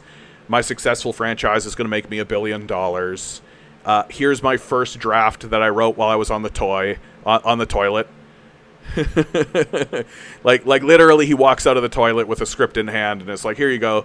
And you get beautiful lines like, I wish I could just wish my love away. Yeah, of course, they still do the toys to this day. They're never going to stop. Jib Jabby writes, hey, John, new job means I won't be able to listen to the streams live. I'll be a VOD watcher from now on. Keep up the good work. You've told me that before, Jib Jabby. I appreciate it, dude. Jib Jabby, I just appreciate that you pop in and make that comment. You know what that tells me, Jib Jabby? It means that you really want me to know that somebody's out there listening and that you want to be part of this. And I'm really grateful for you, man. Every time you pop in, I'm so glad to see you. So you keep that up, and I'm just happy anybody's listening out there, my man. Good opportunity to say like, share, subscribe, hit the bells, hit the whistles. boy howdy, this started pretty heavy and it ended in like Star Wars land, and I'm glad for it, because boy howdy, what a crazy stream this was. Honestly, this stream felt a bit up and down and all around. And let me finish this Star Wars thought, because we just got to the second trilogy, so that was a labor of power. And then the third trilogy, the Disney trilogy, I don't even know, dude. Like, it wasn't a labor of love. If it was a labor of love, it would have been good, right? And the thing that, I'm just like, still to this day, I'm just like, what are you even talking about? There's like 20 years, 30 years, like maybe even 40 years of like Star Wars literature. There's like enormous amounts of characters and stories that have been told in the Star Wars universe, and Disney just didn't use any of it. Like literally used none of it. They just straight up were like, yeah, we're just going to tell our own story, and the story they told was crazy bad. Like crazy bad. Like not I don't know who they were telling that story for. So it wasn't love. It kind of like, it can't really be vengeance, because who are they taking vengeance out on? Although they obviously sacrificed Skywalker to it. And Han Solo, frankly, but like Skywalker is the obvious one. And so I guess it was like a power play, but it was just like stupid. It was just like a really dumb, poorly done power play. And like,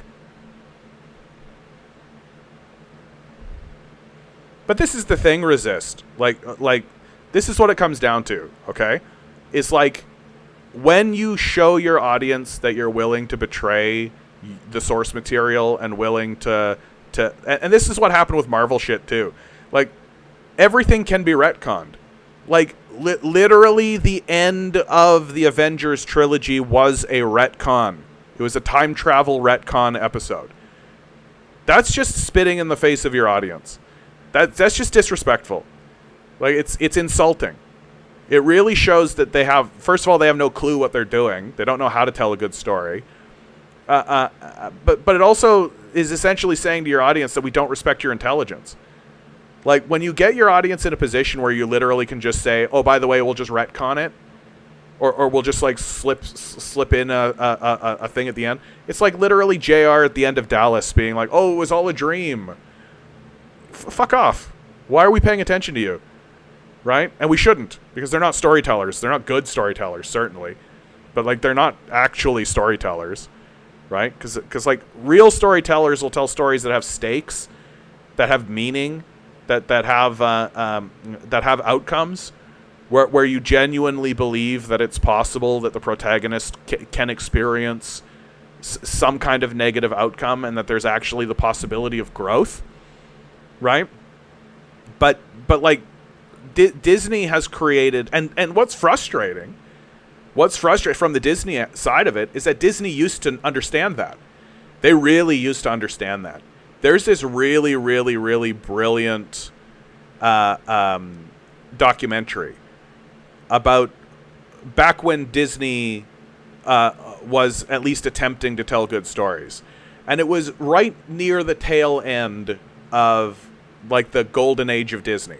And the golden age of Disney is absolutely Little Mermaid to, and there's debate on this, but like Little Mermaid to at least Lion King, but you could go all the way to Hercules or Mulan if you wanted. Tarzan, perhaps, right? And right at the end of that, you end up with Emperor's New Groove, right? And Sting does the music for Emperor's New Groove, right? And originally, Emperor's New Groove was being directed by the same guy that directed The Lion King, Richard Ailes, right? And he wanted to tell this story about like a rich man, poor man switch story. So you had a rich prince and a poor pauper, and they switch places, right? That's a classic like Mark Twain story, the prince and the pauper kind of story. And that's the story he wanted to tell, and he wanted to tell it in the Aztec world, the Aztec world of so he takes this big journey to Peru, takes a look at all the ruins and everything like this, and he wants to tell this story with all the sweeping scope of like a kind of classic Disney film, right? And Inca, thank you, XD. That's right, Inca, correct. Thank you, sir. I appreciate that. And so he's in the Incan ruins, and he's looking at the history, and he's drawing all of this inspiration, right? And they put this story together, and they put together, and they literally hire actors, right? Like people like John Goodman, David Spade are already on the project, and they're already doing recordings, and they're already doing this stuff. And so they present to the Disney execs. The Disney execs come in after they finish Act 1. They haven't animated Act 1, obviously, but they've done like the thing. And the Disney executives essentially say, we don't understand what the story is. We don't know who we're supposed to be rooting for. We think that this whole thing needs to be scrapped and redone. And so this puts this crew right back to the beginning. And they go right back to the drawing board. But they don't want to throw everything out. They have this art style and they have this kind of stuff. And it's through this process of pitching ideas to one another that they come up with the idea of the rich, arrogant prince becoming a llama and this whole thing. And it's at this moment that Richard Ailes leaves the project. So the director leaves the project because he's just like, this isn't the story I want to tell. This isn't what I wanted to do. So I'm just going to leave. Right? And from this point forward, the entire making of that film is captured in a documentary called The Sweatbox, which was filmed by Sting's wife as part of his contract. Sting did the music. Oh, yes, Sting did 6 songs that got scrapped. They scrapped 6 Sting songs. So there are 6 Sting songs that have never been put in anything that just got scrapped on this project. Imagine being Sting and making 6 songs and somebody saying to Sting, yeah, no good. We're not going to use them. And so from this point forward, Sting's wife captures just a total catastrophe, just a complete disaster of a filmmaking process where people are making stuff and putting stuff. They're putting it in front of these Disney executives, and like these Disney executives look and sound like Ned Flanders.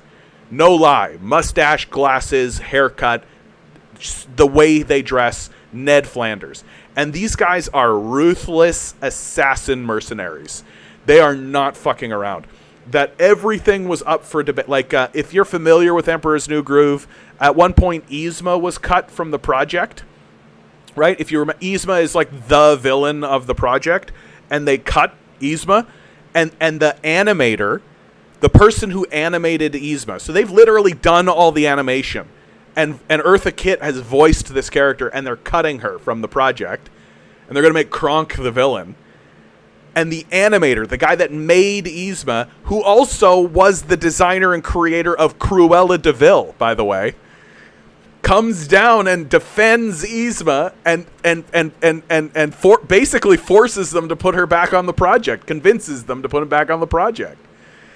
That at one point they had cut John Goodman, and then John Goodman was back. They hired somebody to score the entire film, and then they paid that guy, said thank you very much, didn't use his score, and then used a different score. It was a catastrophe, the making of, and it was all captured in this brilliant documentary that Disney suppresses called The Sweatbox. And the reason why Disney suppresses it is because, we have an image to maintain, and we don't want people to think that we're these ruthless mercenaries behind the scenes. But the entire time I was watching these executives, they were saying things like, yeah, we have to be this way, right? Because we cannot and we will not release an inferior or bad product, because we know that we're not trying to sell this movie, we're trying to sell the next movie. That if this movie's no good, you're not coming to see the next movie, right? And And the entire time I was watching that film, I thought to myself, this is what it takes to make these types of pictures. To tell these types of stories. I can just imagine the making of The Lion King. I can just imagine the making of The Little Mermaid and Beauty and the Beast. That these guys are coming in and they're just being ruthless. And they're just saying, we do not need this superfluous bullshit. Cut this, get rid of this. I don't care that you love this. It's gone. We're here to tell good stories, goddammit. And it was the golden age of storytelling in America. It was a golden age of storytelling. It's not the only one. There have been others. It was a golden age of storytelling in America, without a doubt. And it was because of that ruthless desire to tell good stories. And I can tell that those guys are no longer in that business. They're no longer there. Because that whole idea of, no, we got to get this story right because they won't come and see the next one, right? And this is a big, long-form way of me saying, I don't give a fuck if Andor is any good. I don't care. I'm no longer interested in Star Wars. 0% interest. It's off the table for me. It's boring, it's pedantic, it's stupid, it doesn't matter. They betrayed it and they'll betray it again because they're not capable of telling good stories. And I don't care if every so often they sneak something through. Right? Near as I can tell, they're just using Star Wars as a way to sell plushie toys. And that's it. Like, I don't think that that they even lost the formula. I just think they're no longer interested in telling stories. Like, I think they're mainly a toy company now. Like, I really. Like, I think that they're interested in getting 5-year-olds entranced in a power fantasy. And that's exclusively their interest. That they want a 5-year-old to be like, oh wow, Spider-Man, and that's it. And they don't care at all about any kind of moral. They don't care at all about any kind of real outside of like some kind of pedantic, like small inclusivity nod, right? They're not really interested. Like the original Spider-Man had a message that was like super on the nose. It was like they hit you with a hammer. With great power comes great responsibility. They like nailed you in the face with it, right? With great power comes great responsibility. There was a moment when they were like, yeah, these stories should have messages. They should be about something. We should be trying to say something with this stuff. You have great power. You should use that with great responsibility, right? There's a message for America. There's a message that America could learn, right? With great power comes great responsibility. Right? Now it's literally just like, whoa, you're Spider-Man 2. Alternative universe. Bro, whoa, what? Green Goblin? Hey, it's Willem Dafoe again, everybody. Which is fun. Like, I'm not trying to say that's not fun. But, like, you forget it the minute you leave the theater. Right? Like, the minute you leave the theater, you forget these movies. They're just gone the second you go. And all you're kind of left with, and it only really works for kids. Right? It really only works for especially little kids. All you're really left with is that feeling of the power fantasy. That I imagined myself in that position with the lightsaber, and so I have that sense of power. And the reason why they want kids to have that sense of power is because then they'll relate to the products that you release. So you're selling toys. So they're primarily a toy company, primarily. And what are the messages that are coming out of all this stuff? Who cares? Doesn't matter at all. Like, if you had to encapsulate the message of the new Star Wars trilogy, what would you say the message of the new Star Wars trilogy actually is? The answer?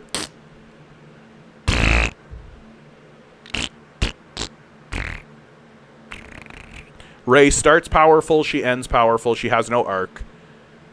Right? They literally take their most prominent figures in the lore and just go just fart right on them. Right? There's no love there, there's no compassion, there's no anything. Right? Luke Skywalker is literally murdering a sleeping kid in bed. Like, yeah, nothing to look back on and call a classic. I think that's true. Like, and moreover, I gotta be really straight with you, I think that the kids have noticed. Like, it's gotten so bad, and it's so pathetic, that, like, I think the kids have really, really noticed that, like, I talk to like 20-somethings pretty regularly. And, like, I can get talking about that Disney era all day long. I was a fucking Disney kid, dude. If Disney had just kept cranking them out like that, I'd still be talking about Disney. I am talking about Disney because of how good that was, right? The Little Mermaid, Beauty and the Beast, Aladdin, Lion King. Lion King's the best of them, obviously, because clearly they were on this like upward trajectory into Lion King, and then there was a downward slope, but the downward slope wasn't a crash. Like Hunchback was still really good. Although by the time Hunchback rolled around, they were starting to get some bad habits. Like, the inclusion of the gargoyles is a pretty bad habit. We got to have a goofy character in our dark, grim, gothic drama. No, you don't. You could have cut all those guys. You should have cut all those guys. Hercules was, like, okay, but, like, super, super self-referential. And so, like, it's, like, you can see Disney is starting to sniff its own Kool-Aid a little bit, starting to get in its own ass a little bit, starting to be a little like, hoo-hoo, look, we're Disney, right? Tarzan was good, solid. That's what I give Tarzan, solid. And then they just kind of lost the thread, and I think it's CGI's fault. They started to fall for CGI and started to get into that idea that, like, everything needs to be CGI.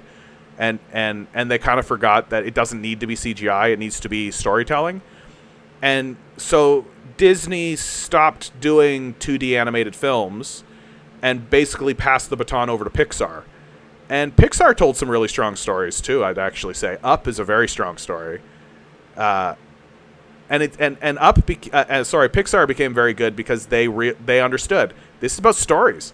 It's about storytelling. WALL-E is a very strong story.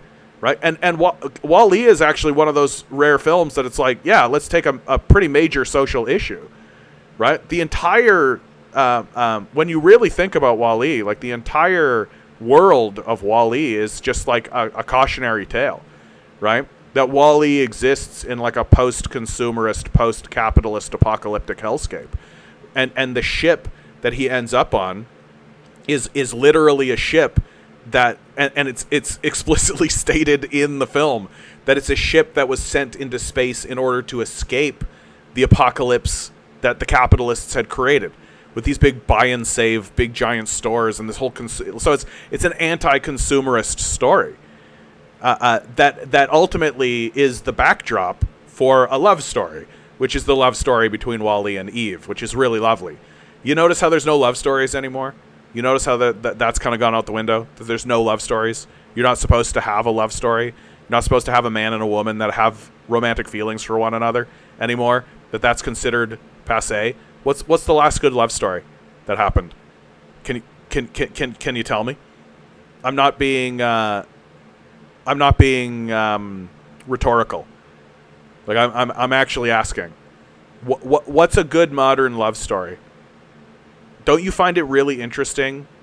Like, back in, like, the late 80s or the early 90s, the love story, there were two. The Princess Bride, which is, like, love story from start to finish. Just absolutely a love story. Not just a love story between a man and a woman romantically, but also a love story between a grandfather and his grandson, familially. Because fundamentally the story that you watch is about a grandfather telling his son this classic, beautiful, romantic, fantasy, magical story, right? And so the story is fundamentally about a grandson and a grandfather being in love with one another, or having that kind of love with one another, and how beautiful and lovely that is. And to me, that's the reason why The Princess Bride has continued to come back into the discourse, because that type of story never gets told. There is literally no stories in the discourse that are about a grandfather and a grandson and the connection that they have with one another. And so that, to me, is the true driving power between The Princess Bride, that kind of love. But within that is the romantic love between Wesley and Buttercup, right? As you wish, exactly. And and the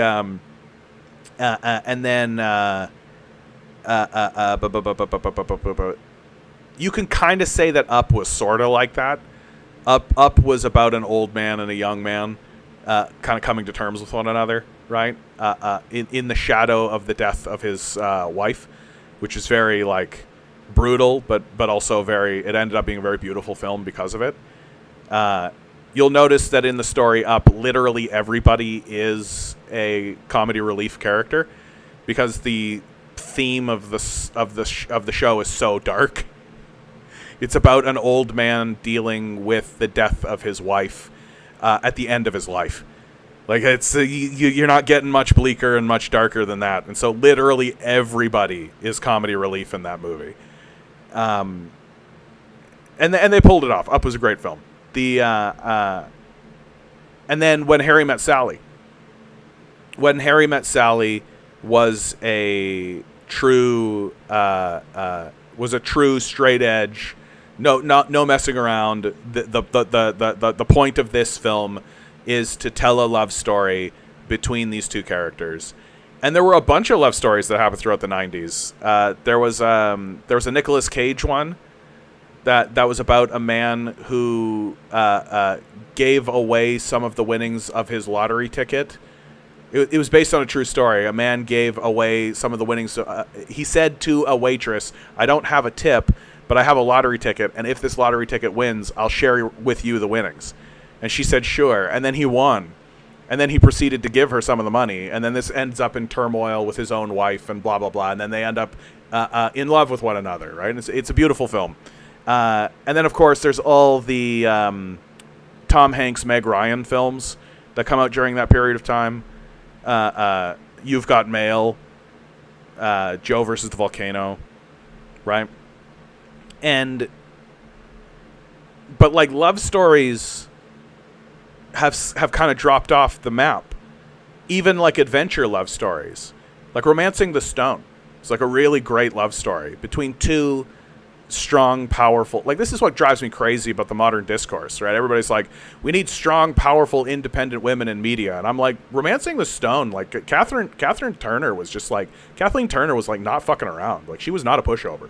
She was like running that show, dude. Like it's you can't skip Look Who's Talking. Of course, how do I skip Look Who's Talking, right? Of course. And but like in the last 10 years, in the last 20 years, so we're going back to like 2004. Like, what's a love story? What's a love story? A story that is fundamentally about a man and a woman falling in love with one another, going through turmoil in order to figure it out, right? Out of love, back in love. Like, I guess Ross and Rachel? I guess. Although the end of that story was as tacked on as it possibly could be. Like Jordan Sparks movies. I have no idea who this is. Who's Jordan Sparks? The Notebook. The Notebook. Okay, yeah, that's a popular one. Can't forget Left Behind. Like all these shitty Hallmark movies are technically love stories, I guess, even though they're all trash and really terrible. Boy, dude, have you ever watched a Hallmark movie? Has anybody here ever actually watched a Hallmark movie before? Holy shit, dude. If you want to gag and just like absolutely vomit, Hallmark movies. The Notebook. Yeah, The Notebook was literally 2004. Right? So, like, The Notebook happens, and it seems like that was the end of the romance genre. Right? Like, the end of the romance genre is The Notebook. And from there, we get, like, 50 Shades of Grey. Right? So hold on, where's 50 Shades of Grey?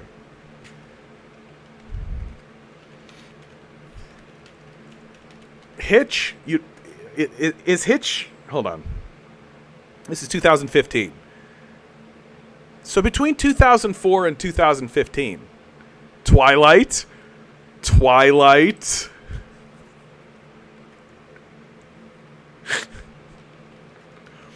You, sir, are technically correct. The best kind of correct. Yeah, 50 Shades of Grey is just smut, man. Like, it's just...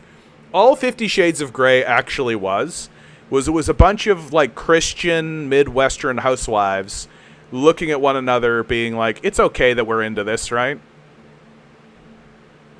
Hang on, that Ryan Reynolds one digital guy. I just don't see romance. And, like, do we think Twilight is a romance film? Are we really rooting for these characters? Yeah, 50 Shades was fan fiction of Twilight, of course. Of course, dude. Like, I don't know that I would describe Twilight as a romance. Although the, like, whole, like, Edward versus Jacob conversation, right? Like, it was a love triangle. I mean, but, like, no, Twilight is not a romance. And you know why it's not a romance? Because the entire story is a power fantasy. That's why, right? That you are not watching Bella in order to root for Bella and in order to root for the romance and try to see where that romance is going to happen. You are Bella, and you're supposed to have the power fantasy of being Bella. That a lot of these films are just power fantasies, right? Like, you're supposed to want to be like, yeah, I'm part of the vampire crew and we're all in the vampire shit together. Yeah. Like, I could be an immortal, powerful being. Yeah. And that like, Bella's choice is not a choice of love. It's a choice based on power. And incidentally, it's a creepy ass story. Like, it's a really fucking creepy-ass story. Twilight, when you really break it down and when you put it in front of you, like, stories like The Princess Bride or Sleepless in Seattle or, oh, come on, I just said it. When Harry Met Sally, right? When you lay them out, they're, like, really wholesome.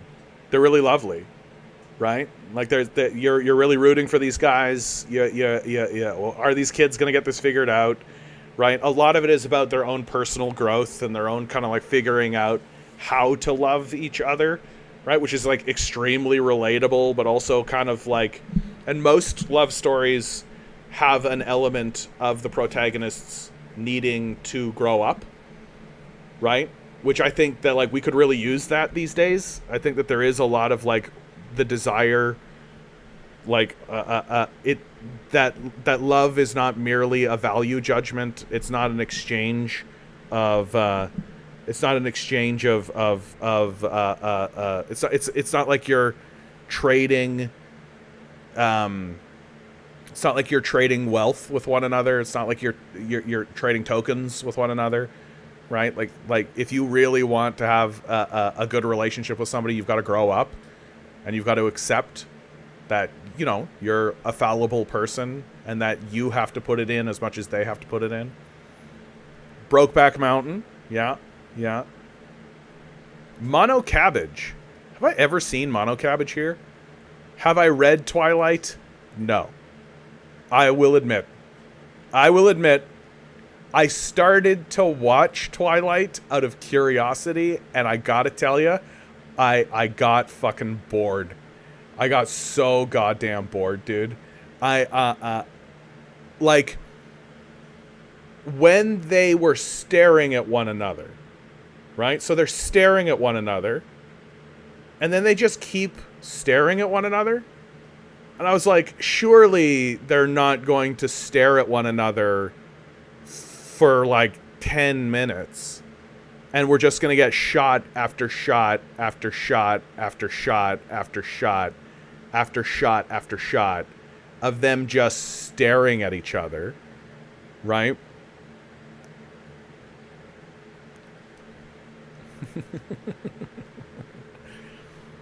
The movies are so bad. The books aren't great either, but they're admittedly better. The books are always better. And the reason why books are always better is because your imagination comes into play. Like, the Game of Thrones books were head and shoulders better than even the TV show.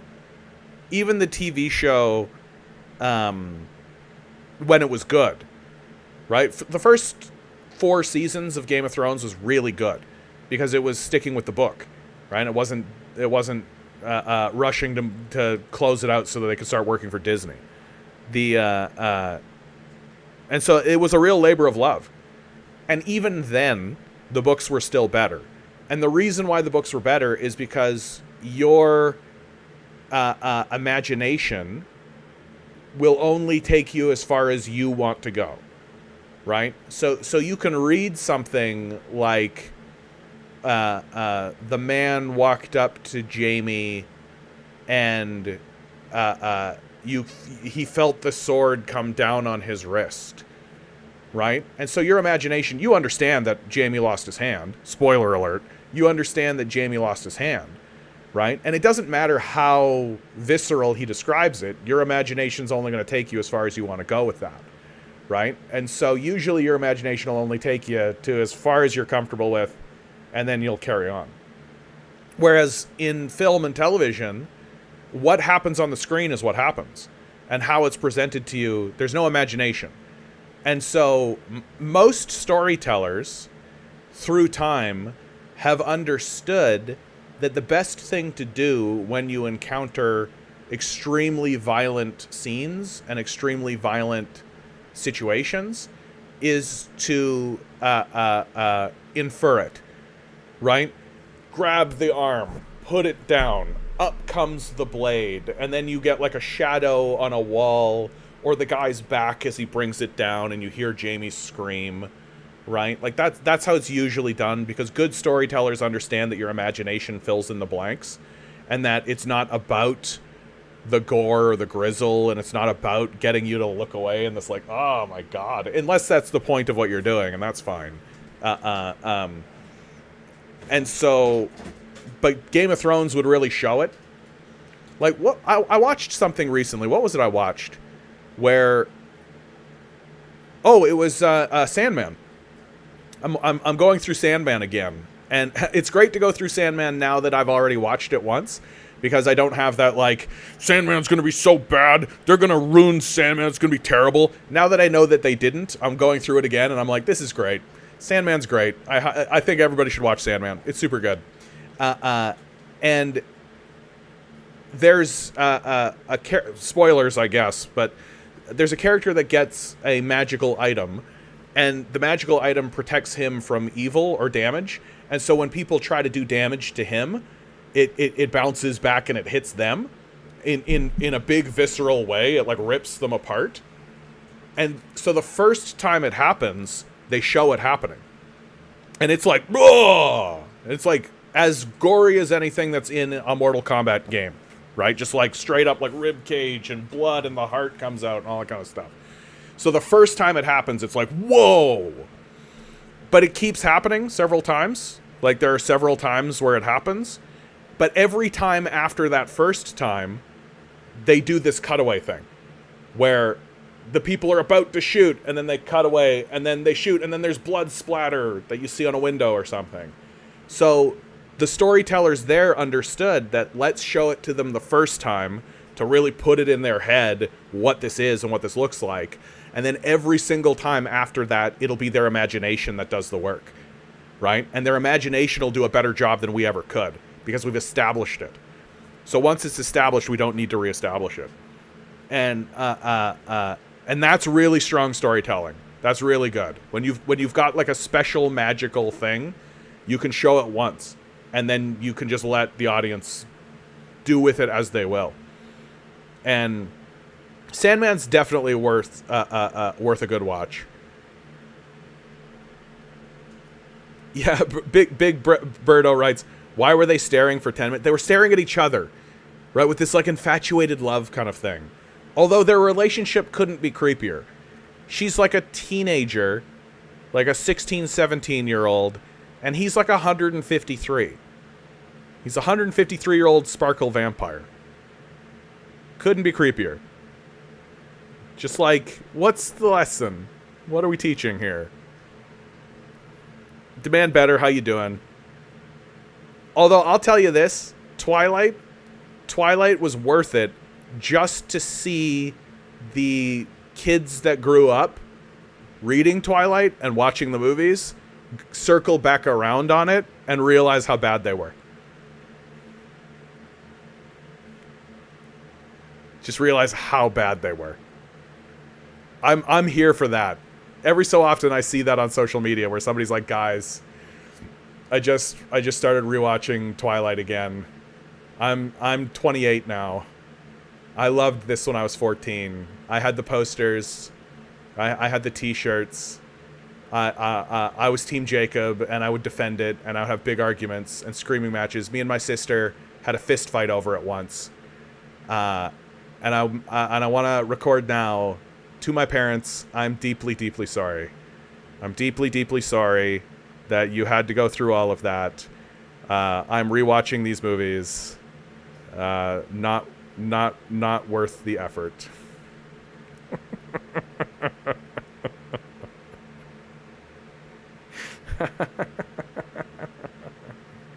I will say this: Twilight achieved obsession. Like that's the thing that's interesting about Twilight, is that it's not a love story. It's a story about obsession, and it's a story about power. That the relationship between Bella and Edward and Bella and Jacob is not about love. It's about power, and that they were seeking a relationship based on power with one another. The relationship was not about love. So it's like a love story, but it's not. It's a power fantasy story. That Bella's desire to wed Edward is like a princess desiring to wed a prince, because then she'll get access to his army. You know, like it's a power fantasy. It's not about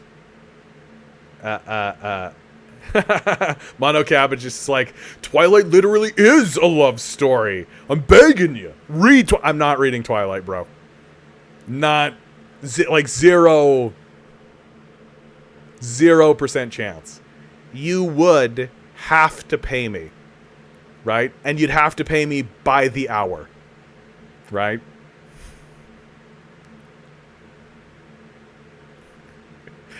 John, I will give you $5 if you at least read the first book. No.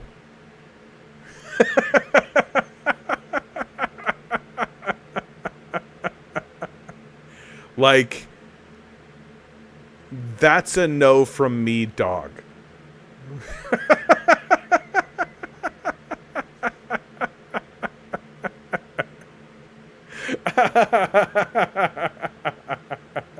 I appreciate the offer, though. Yeah, dude. Like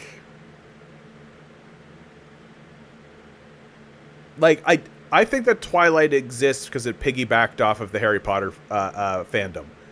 Really. Like if you release Twilight today, I don't think anybody would give a shit about it. I think that Harry Potter really was like created like a really cool, but like really like strong is a better word to use. Really strong fandom that was all like infatuated with magic, and like that whole thing. And so Stephanie Myers comes along and releases this like quote unquote love story that is also tied up in like magical figures and like vampires and shit like this, and like the dude, are you gonna pay me a penny per word? Look up the number of words in Twilight. Hold on, this might be a disaster for you, Mono Cabbage. How many words is in the first Twilight book?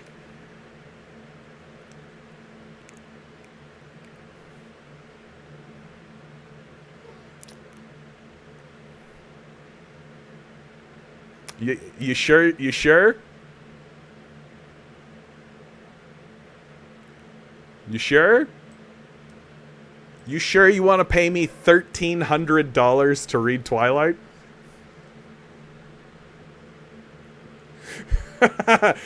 If you give me $1,300 to read Twilight, I absolutely will. Are you kidding? That's 100% worth it. I could read Twilight in a day. Like, you don't understand how fast I can read. I can read fast. Especially when the writing is as bad as that. Dude, for $1,300, I'd do a video essay. There's a 0% chance you're going to cough up $1,300 for me to read the first Twilight book.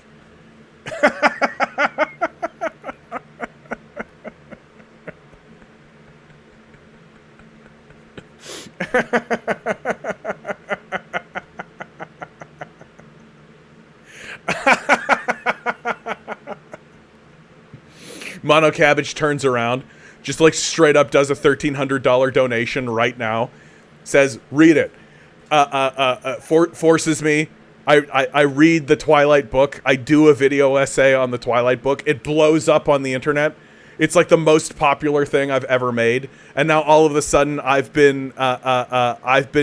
become known as the Twilight guy. Right? Everybody knows me as this like Twilight person. So people are like, and they just keep giving me money to read successively worse books. And they're just like, hey, read this really shitty book that sucks. And I just like read it, and then I make a video essay, and all of my video essays are just ripping these books to pieces, just totally shredding the shit out of them, just being like, this is the worst thing anyone has ever written, and if you enjoy it, you're a terrible person. Thank you for watching my video. Please subscribe to my Patreon. And then thousands of people do, and it just explodes, and I just become like the champion of like shitting on people for their terrible book tastes, and people keep giving me money to do it.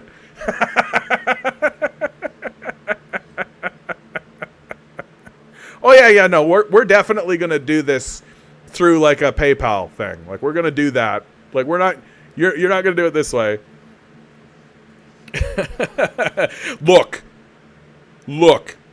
that sounds like an issue between John and YouTube. I'm just trying to get people to read Twilight. Okay? Twilight is an epic love story between a human, a vampire, and a werewolf, tied up in an epic a drama of suspense, mystery, power, vengeance, and love. And I will not have people stand around and tell me to my face that it is awful when they haven't even read it. So I'm going to spend $1,300 to get John to read the first Twilight book. That's a real thing that I'm definitely going to do.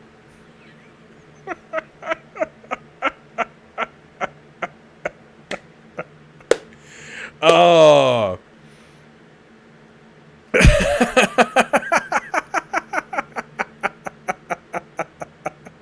Mono, I gotta tell you, I'm a little tempted just to read Twilight just because of this interaction. And then when I do, you're gonna show up and I'm gonna be like, I read Twilight. Money, please. Let's work it out. Email my email and we'll work out a payment arrangement. And that's when the rubber will really hit the road. You'll need proof. How can I possibly prove it? Like, the story is so ubiquitous at this point. Like, it's such a look. Hold on. Oh yeah, dude, for $1,300?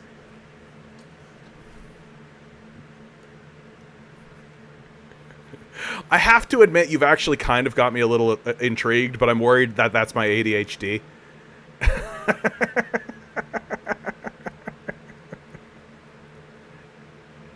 You've published book reviews, Mono Cabbage? Wow, good for you. For real though, like, good for you. That's great. Okay. Description. Isabella Swans moved to Forks, a small, perpetually rainy town in Washington. Could have been the most boring move she ever made. But once she meets the mysterious and alluring Edward Cullen, Isabella's life takes a thrilling and terrifying turn. Up until now, Edward has managed to keep his vampire identity a secret in the small community he lives in. But now, nobody is safe, especially Isabella, the person Edward holds most dear. The lovers find themselves balanced precariously on the point of a knife between desire and danger. Deeply romantic and extraordinarily suspenseful, Twilight captures the struggle between defying our instincts and satisfying our desires. This is a love story with a bite. Cut that last line. Cut that last line. This is a love story with a bite. Get rid of that bullshit. Bullshit. The Marigold is the book you would actually enjoy. It takes place in Toronto. I have a problem with fiction. I can't really hang on to fiction too much. I'm definitely reading Twilight now, by the way.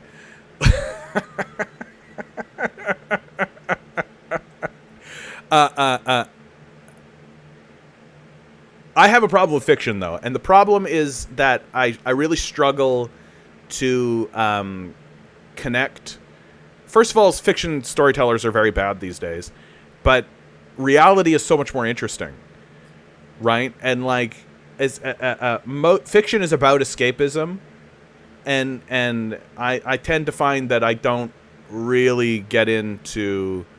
No, and that's. I mean, if you can recommend something along those lines, but I just find myself more attracted to nonfiction for that very reason, because nonfiction is about telling you a story about the reality that you live in, and really good nonfiction manages to present itself as if it is a fiction book. The Marigold. Hold on. The Marigold book.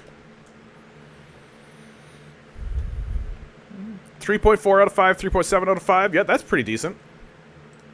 Let's take a look at this. Probably not what you were looking for. Andrew F. Sullivan. That's what we're talking about. That looks better. In a near-future Toronto, buffeted by environmental chaos and unfettered development, an unsettling new life form begins to grow beneath the surface, feeding off the past. That's fun. That actually sounds fun. That's got a real like Stephen King kind of vibe to it. Stephen King is actually an author that if you put a Stephen King book in front of me, I'll probably finish it. I don't know why. He's just really figured out how to do it. He really knows how to tell good stories.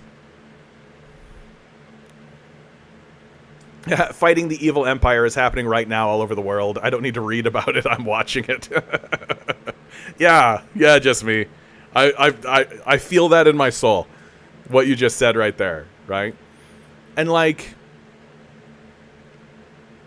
what about Lovecraft? I'm actually just starting a playthrough of Darkest Dungeon. I have this really, really bad habit of starting games and then not finishing them. And it's gotten like so bad that I have like a library full of video games that are all half finished. And so I've made a deal with myself. And the deal I've made with myself is that I'm not allowed to purchase a new game until I finish a game. And Darkest Dungeon is going to be that game.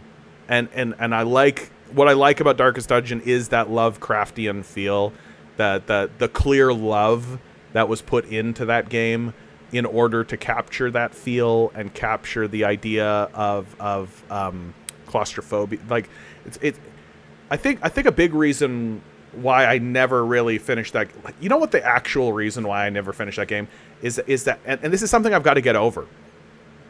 And it's true. I've got to like grow as a person to finish this game. It's what I love about games.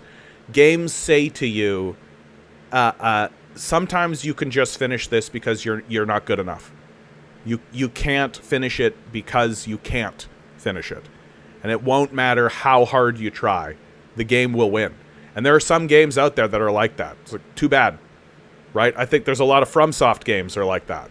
like all the Dark Souls stuff, right? That the Dark Souls games look you dead in the eye, look you dead into your dark soul, and they say, you could just not finish this because you're not good enough.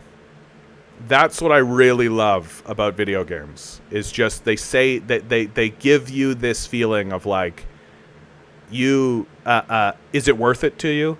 What's it to you? What's it matter to you? You could just put this down.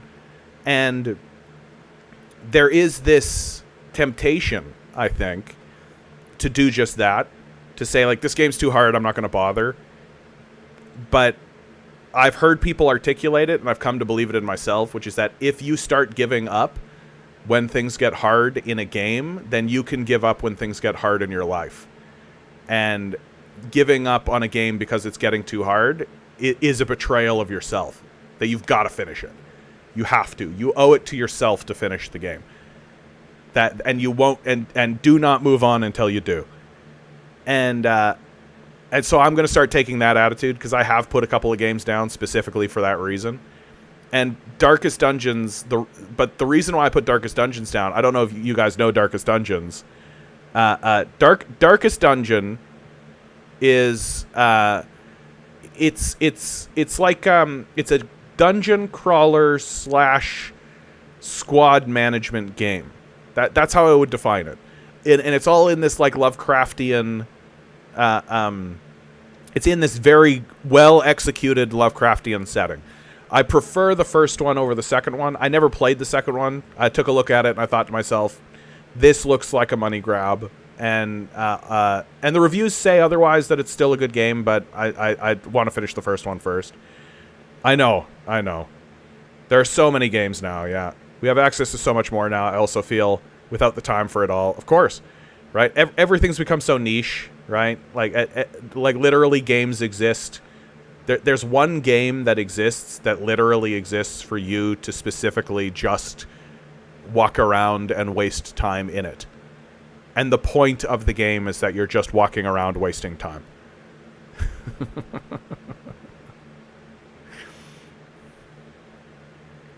Speedrunning. I love speedrunning. But the thing that kills me about this game, Darkest Dungeon, is that I'll be building a squad to do dungeon diving, and then one of the characters will die. Because characters die, and when they die, they die. They don't come back. They literally just are gone. And when that happens, it like I feel it in my heart. It's like, and I gotta get over it. And be like, that's the cost. That's what it takes. You want to defeat Lovecraftian horrors, it's gonna cost you in blood and lives. We're building an army, not a family. Get down into that hole.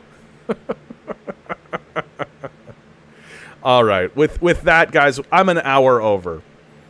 I really want to thank you guys for humoring me on this one. I feel I think that because of the subject matter and because of what's happening out in the world, the first hour I was feeling very, very grim, and very because it is very grim.